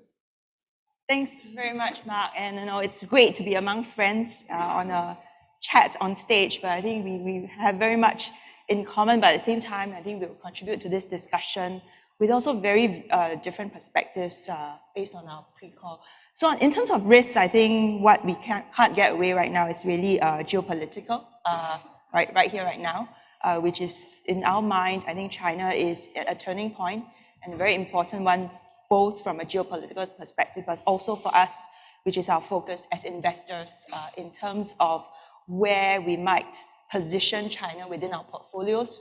I think needless to say, this is an important part of everyone's portfolio, but the risk premium and also how we invest in China has clearly changed over the last 2-3 years, and I think we're at a turning point there. So China for me is both a risk, and later on we'll have more discussions on whether it's an opportunity or not. So China, the risk and opportunity, how you invest in it isn't changing. James, from your point of view, what is the biggest risk out there for Asia Wealth Management? Yeah, maybe Mark, just to take a step back, although we are all friends, this forum is actually sponsored by HSBC. It is absolutely fair. Good point. Just jokes aside. Yeah, well, I think the macro environment, clearly it's going to be something that everyone is watching out for. And I think we are braving a brave new world of much more macro uncertainty. Well, disruptions from the pandemic, the war, as well as climate change has forced shortages, energy shortages, labor shortages. And of course, that's causing inflation to increase. Clearly, the driver this year is central bank action, and central banks have to increase rates, tighten monetary policy so as to slow growth down and hopefully bring down inflation. Well, I think the most important thing, of course, for investors right now is to watch what the inflation outlook will be. And if you can get that right, probably you can make better sense of the market. Well, for inflation outlook, in my view, I have good news and bad news. Probably I'll start with the bad news first, so probably you can have a lunch, more peaceful lunch. Well, the bad news is I think that inflation outlook in the next few months probably will worsen. That's the bad news, so we get that out. The good news is I think inflation should actually stabilize going into year end. Really because we are seeing the stalling of commodity prices, wage increase is starting to level off with labor supply coming on very strongly. And of course, ultimately, the effects of tightening policy would slow growth down, and I think that would ultimately bring inflation down. So if that's the trajectory, then of course, it also means that central banks, particularly the Federal Reserve, will still have to increase interest rates. Perhaps not as much as the previous July meeting, but the magnitude probably will be a little bit more calibrated. So I think that's going to be roughly the trajectory of inflation. And of course, once you get a plateauing of inflation, the trajectory of Fed rate increase will be much clearer. But meanwhile, I think there's still quite a lot of uncertainty. Growth is going to slow down. And I think the next marker to watch out for, of course, is the earnings season, which will have more downgrades, more guidance looking forward and lower. So I think from that perspective, it's still going to be a very tricky environment, and macro risk will kind of dominate headlines. James, I've never heard someone present such a gloomy outlook in such an enthusiastic and positive way. Inflation is coming, tightened financial conditions, downgrades. It's going to get really bad, but it's going to be great. Enjoy your lunch. And on that note, Gareth, what do you see as the risks? Well, I think the risk, which, like you said, have been highlighted pretty positively, but there are big risks, is China, is the macro picture. If I had to try and think of a third one, it would probably be security. And particularly, I think if you look back at the Russia-Ukraine conflict, I think this is going to be a watershed moment when we look back and say, wow, domestically people are really focusing on security. And I'm not just talking about, the conflict, but energy security, food security, cyber security. These things have become everly more important. I think particularly for energy, this is the one that I think is going to be a front and center and a big opportunity. Europe already, if we put some numbers behind it, Europe Green Plan is already 1 trillion euros over the next 8 years to try get it towards a more neutral level. And I think that's important because what is interesting with energy security is also aligns very nicely with energy sustainability, with the transition of energy from certain countries which have dominant, dirtier energy to renewable energy, which can be done almost anywhere. And I think this transition has become particularly more interesting for our part of the world, where infrastructure is so underfunded. And the numbers we look at, we see $100 trillion of funding needed over the next 2 decades just to keep the lights on in developing economies. That's a huge number. How are we going to fund that? How are we going to, keep the lights on? And we know that power is highly correlated to GDP, it's highly correlated to sustainability, jobs, supporting SMEs. So we think this is vitally important. And Nomura, one of our key focuses is financing this side, particularly through our partnership with the Nomura Green Tech. And I think this is where the value is finding opportunities to be able to fund this. And I think besides the public markets, I think private equity, private credit is going to become even more important in this space. As our previous speakers talked about alternatives, you have a real ability to dive in, understand the risks, be able to manage it. Yes, you're giving away some liquidity, but through transparency, this becomes really interesting. So I think that risk is also going to become one of the biggest opportunities. You can see why I love this panel, right? So James sprinkles his doom-mongering on the macroeconomy with lunch mentions. And somehow Gareth managed to talk about security risk and energy crises and say it's a great opportunity. So on that note of opportunities, James, where do you see the big opportunities out there apart from lunch? Well, I think structurally, I think Southeast Asia is something everyone should watch out for. Clearly, the economic gravity is shifting to Southeast Asia. But if you look at general investors, global investors are still very much underinvested in Southeast Asia. And for people who look at Southeast Asia over a long time, it's almost like watching a movie, but slow motion. It's always moving in the right direction. But of course, the prospect is bright if you look at historical data. So I'll give you some statistics. Back in 2000, Southeast Asia trade with mainland China is only about 40 billion. Today, it's 850 billion. So it's increased 20 times. And the size of Southeast Asia's economy compared to back in 2000, compared to Japan, for example, Japan was 8 to 9 times larger than Southeast Asia. Right now, Japan is only 1.5 times larger. And clearly in the years ahead, Southeast Asia is going to catch up. So what's also very important is that Southeast Asia has very different complementary strengths. Of course, Singapore, financial center, strong manufacturing base, industrial powerhouse. And you have, of course, in Thailand, for example, it has a very strong automotive industry, Malaysia, electronics production, and Indonesia for its natural resource. And this year, with the implementation of the Regional Comprehensive Economic Partnership, the world's largest free trade agreement, it's going to tie the region together and would spur investment and trade in the years ahead. So I think that's going to be a very interesting proposition that investors have to consider Southeast Asia. It's a 3 trillion economy, sits at a crossroad of 3.4 trillion of global trade every single year. So that's something that I think investors have to think seriously about in the years ahead. Okay, and Jean, you already kind of hinted that China, the big risk, but also the opportunity. Where do you see the big opportunities in the region? Right, so maybe let's step back a little bit and look at this year. So first half of this year, what we've experienced is really correlation, and in a bad way, right? And correlation was very high, and most investors really found it very difficult to buffer that volatility in any asset class, whether it was treasuries, and also fixed income in particular, because of the dramatic moves we saw in terms of the interest rate environment. So I think there is definitely a quest for a alternative source of return, and your previous panels did speak at length about that, which would be alternatives. But I'll also throw in there style investing. So risk premium, for instance, is one of the areas we are looking at as a potential area that can provide us with an uncorrelated source of return. But funky things aside, let's go back to first principles as well, right? Let's look at, good old-fashioned equities and bonds. Where are we in this stage? So as a house, we were underweight fixed income for most part of this year, but we actually upgraded investment grade developed markets in the last couple of months. The reason is we feel that recession risks have picked up. And with that in mind, notwithstanding the very hawkish stance that the Fed tries to portray, as you've seen also in the most recent conversations, the long end is beginning to be anchored, and that actually bodes well for fixed income and in particular investment grade. So we're starting to also warm up to some of these opportunities. Not in a, it's not a binary decision at this point. It's very much still a credit selection story as well. But at the same time, we look at equities, right? What we think about China is that one does not have to make a binary decision. One does not have to say I'm in or out of China. China is just changing as a market in terms of the evolution and sophistication of investors, and the fact that we may have to think about China in a different way. Gone are the days that we can buy an index on ETF and sleep tight. We really have to focus instead on what are the onshore and offshore opportunities what are the opportunities in private markets as well within China, which is why we are also doing a lot of work behind the scenes to work with onshore partners, whether it's securities firms or fund managers who really understand the risk there.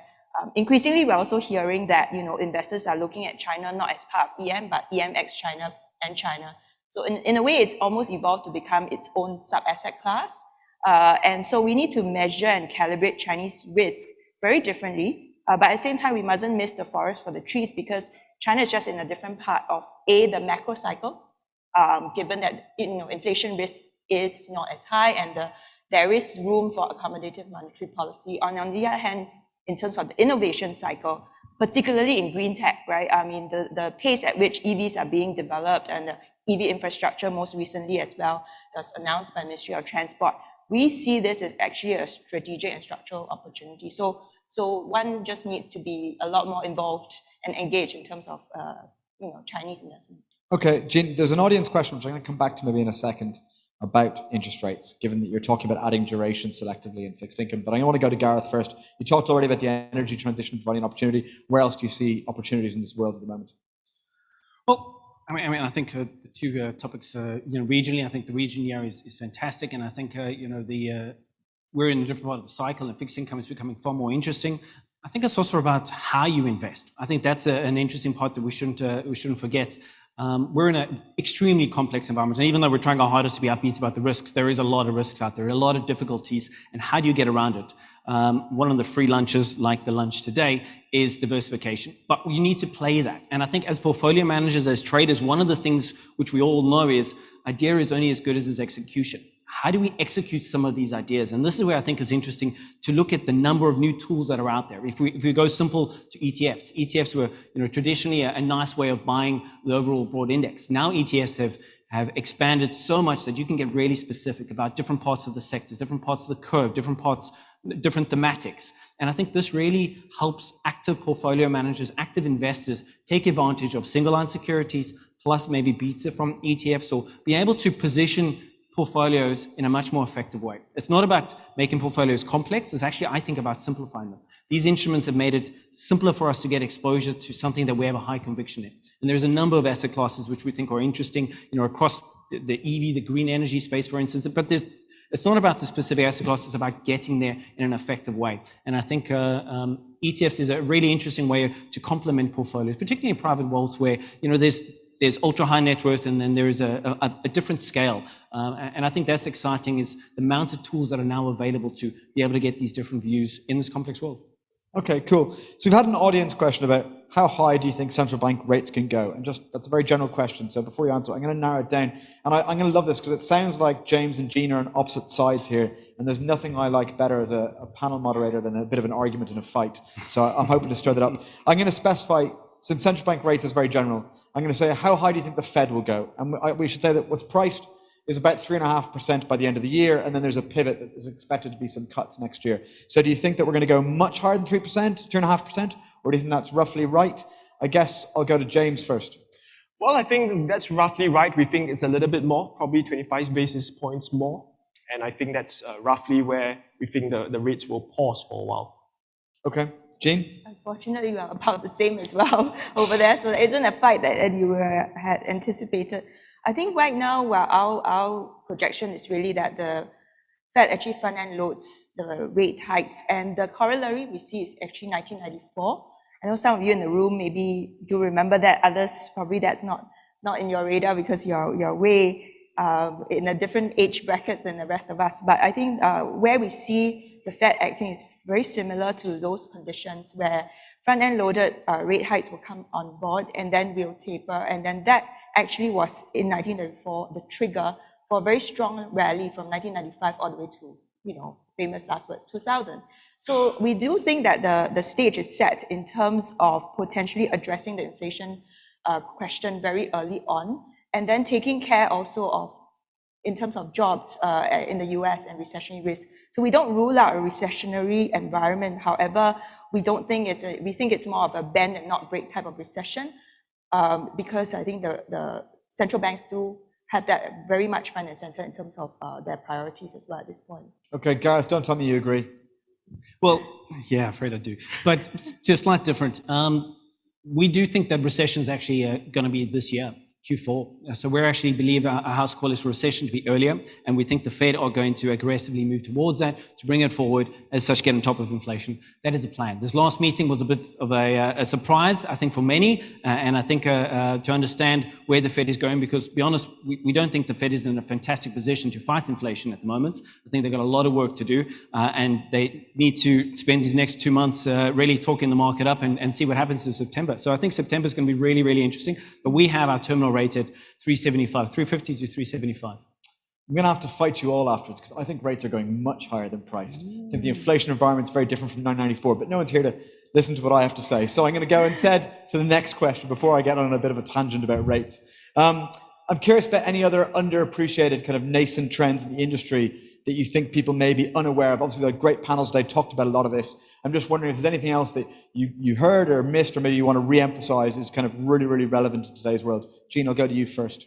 I think for me, it's ESG investing. So for the first, half of the year, perhaps, many people start to sort of question, right? So they have existential questions about, is ESG investing actually the right way? And, does that mean it's less important because of the underperformance? Energy has massively outperformed. So if you own an energy fund versus a sustainable fund, you see the opposite outcomes. So does that mean that, it's a compromise? A little bit to what Gareth said as well, which is that actually it's the reverse. I think it's actually put the spotlight on the fact that, Europe is at its knees in terms of energy security, and therefore there's really renewed focus on the urgency of decarbonization of renewable energy sources. So I do see that as an opportunity. Not all of it's in the listed space, granted. In fact, some of it is so early stage that it's almost like, a pie in the sky, a dream state where, can we decarbonize to the extent that air is turned to rock, for instance. So I think some of these opportunities may be hard to access, but the issue here at hand is the urgency has become greater. And so investors should actually take sustainable investing much, much more seriously, I feel, for the long run investor. So for whatever it's worth, it's actually an opportunity when people deprioritize ESG. Perhaps we had been a little bit more superficial in terms of how we looked at ESG in the past, whether it was just ratings, labeling. I think those days are gone. We have to be a lot more as in the evolution of sustainable investing, look at the devil in the detail, which is really, what is this company really doing? Do I believe them? How am I stress testing it? How about this fund manager, etc.? So I think the sophistication increases, and hopefully the long-term performance outcomes are also follow. So greater sophistication in ESG and the differentiation there. James, I want to come to you next, but brilliantly, you couldn't make this up. I want to ask you the same question about nascent trends, but I've also had a question from the audience, which I think ties in exactly with what you want to highlight. The question is, will the 60-40 portfolio no longer work? So tell us your thoughts. Yeah, well, I think we must sort of have a paradigm shift when it comes to a 60-40 equity bond portfolio or a 50-50 equity bond portfolio. Why is that so? Because since the financial crisis, the playbook was simple. Whenever there's any growth scare, central bank to the rescue, cut interest rates, do QE, and then markets bounce up. Both bonds and equities did very well in that playbook. But I think that the macroeconomic conditions have changed. What we have now is that we now have inflation. In the past, there was no inflation. And of course, with inflation, and now there is a price to money, that interest rates is back on. The playbook has to change. Clearly, at a time, a rising tide lift up all boats. But I suspect now, because of a much more difficult environment, it's no longer a rising tide that lifts all boats. You probably have smaller waves. You probably have shorter economic cycles. And I think in that environment, what worked well in the past, that 60-40 portfolio, might not work as well in the future. And I think there is a need to rethink about that formula. And to me, I think in a more complex environment, you clearly have to add alternative assets, a big slice of it, into that whole mix. Alternative, of course, includes private markets, includes hedge funds, include real assets like commodities, real estate, etc. And I think that sort of portfolio would be much more resilient and much more future-proof in the years ahead. Like, that sounds intuitive, but I do feel the call for the end of 60-40 portfolio is like calling for the end of the JGB bull market, or calling for the return of value stocks to outperform growth. But I hope you're right this time, because it makes make more sense for active investors and people who kind of study this stuff. Gareth, what do you see as the nascent trends in the industry? Well, I think to James' point, this idea that you've had central bank basically lifting up all markets, squashing volatility, has meant that a lot of investors has had a bias towards looking at a stock like US equities and basically looking at everything else as a beta of US equities. And what I mean by that is people have had exposure to the US, to very developed markets, and maybe a regional bias. If you're from Thailand, maybe you like Thai equities and stocks. If you're from China, maybe some certainty there. But the portfolios haven't really been that diverse, not to the point like James is talking about having large exposures to alternatives, etc. But I think in this environment where we are getting a push towards deglobalization, where we are getting different regions focusing on more growth within the region, we are getting different parts of the world growing at different speeds, and you're not getting that one unifier central bank coming up and kind of lifting it all. This means that portfolios do need to become a bit more broad. We shouldn't be focusing just on what everyone looks at, the US equities and maybe your niche. You do need to expand out. And to do that, we really recommend partnering. It's about creating those diversified portfolios with partners, focusing on what you're good at, but not forgetting that there's other parts that are going to help improve this income. And I kind of think of it like, if you remember using a baseball analogy, the last few years has been around finding that home run, hitting that home run. The previous speakers were talking about a sector that was incredible over the last few years. I don't think we're going to have that many home runs over the next few. I think it's more about filling the bases up with solid income producing investments. And then we just fill them up and just see that moving over. You're going to have to look for multiple strategies which are going to offer you value and be able to move it around. And often you're not going to be an expert at everything. And this is why it's interesting to talk to banks that focus on different things, at different specialities, and find solutions to create the goal of a diversified portfolio, creating that stable income. I think that's basics, but we've got to go back to that. It's a very common theme you're all saying there: greater sophistication, greater diversification, being a little bit more specialized in kind of where you kind of focus. We've got several audience questions. We're going to make it quick fire. You can all see we've got just over a minute left, so I'm going to ask one for each of you. Gareth, you first. These are all from the audience. Given the expected fast pace of US rate hikes, is there a risk the outflows could be bigger than some emerging Asian economies can swallow? Sorry, I missed the last part. Is there a risk the outflows could be bigger than some emerging Asian economies can swallow because of the rate hikes in the US? We think that the risk in emerging in EM is high. There's going to be very diversified. You've got to look at the different growth engines, but yes, we think that there is material risks in EM. We have a table ranking them, and we keep a very close eye on it. And we do think that there is going to be some serious pain still in emerging markets, given the strong dollar, given the fundamentals, given the last few years. I'm from South Africa. A lot of African countries have really binged, like other places, on credit, on debt, and that's going to put a lot of pressure on these economies, particularly if they're not growing at the same speeds they have been for a number of years. Good quick fire answer. Right, James, you next. As much as the Fed can fight inflation with interest rate hikes, there will still be a risk of stagflation. How do you plan on preparing your portfolio for that? Oh, well, it's true. The interest rate is actually a very blunt tool. It can't solve all the problems of this world. And a lot of the inflation is due to supply side issues. And so I think clearly, how do you prepare for that, of course, is that you want to, first, of course, we have mentioned a diversified portfolio, look at alternatives, but also look at asset classes that does well in a higher inflationary or higher rate environment. Commodities is one example, real estate or even infrastructure assets that allow the interest or the rental or coupons to actually reset higher. Those are key, some tools to help you tide through a higher inflationary environment. And I think that these are the ways that one could actually help you kind of increase income and resilience into your portfolios. Gene, don't worry, we're out of time. We're not on live TV. We can blow the hard break. There's no advertisers to complain. One final quick-fire question. Sure. Do you think we've been focusing too much on the E, environmental, compared to the S, social?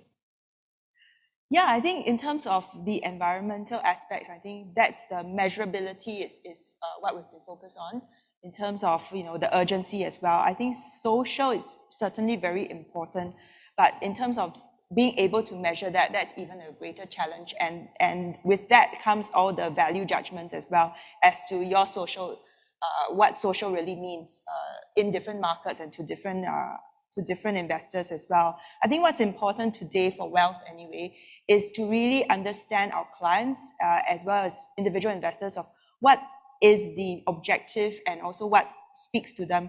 So in Europe, for instance, starting actually last week, wealth clients have been asked to profile themselves in terms of the areas of ESG factors that actually are important to them, that they will prioritize in their investment journey as well. I think Asia will get there as well, because I think we all have different convictions and different objectives in terms of investing as far as ESG is concerned. I think the other aspect is also of governance.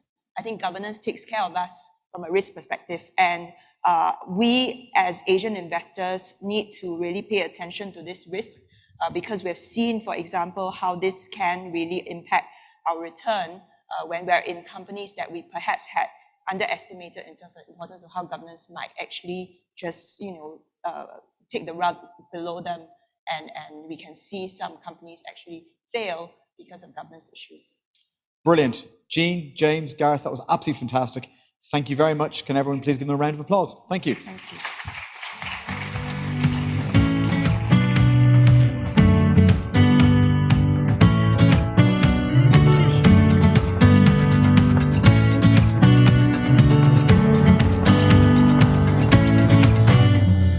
Thank you so much.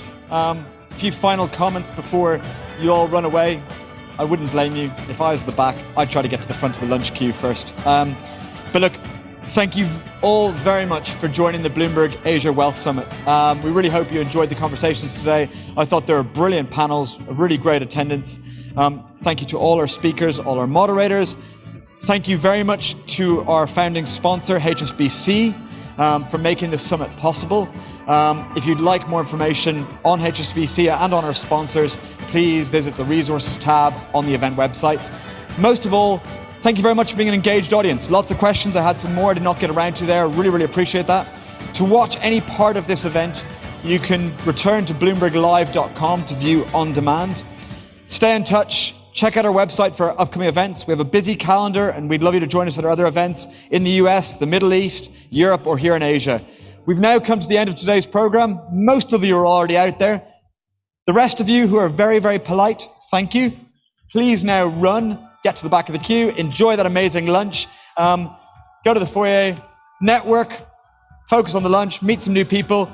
Thank you very much for being with us. Thank you for your patience. Cheers. Have a good day.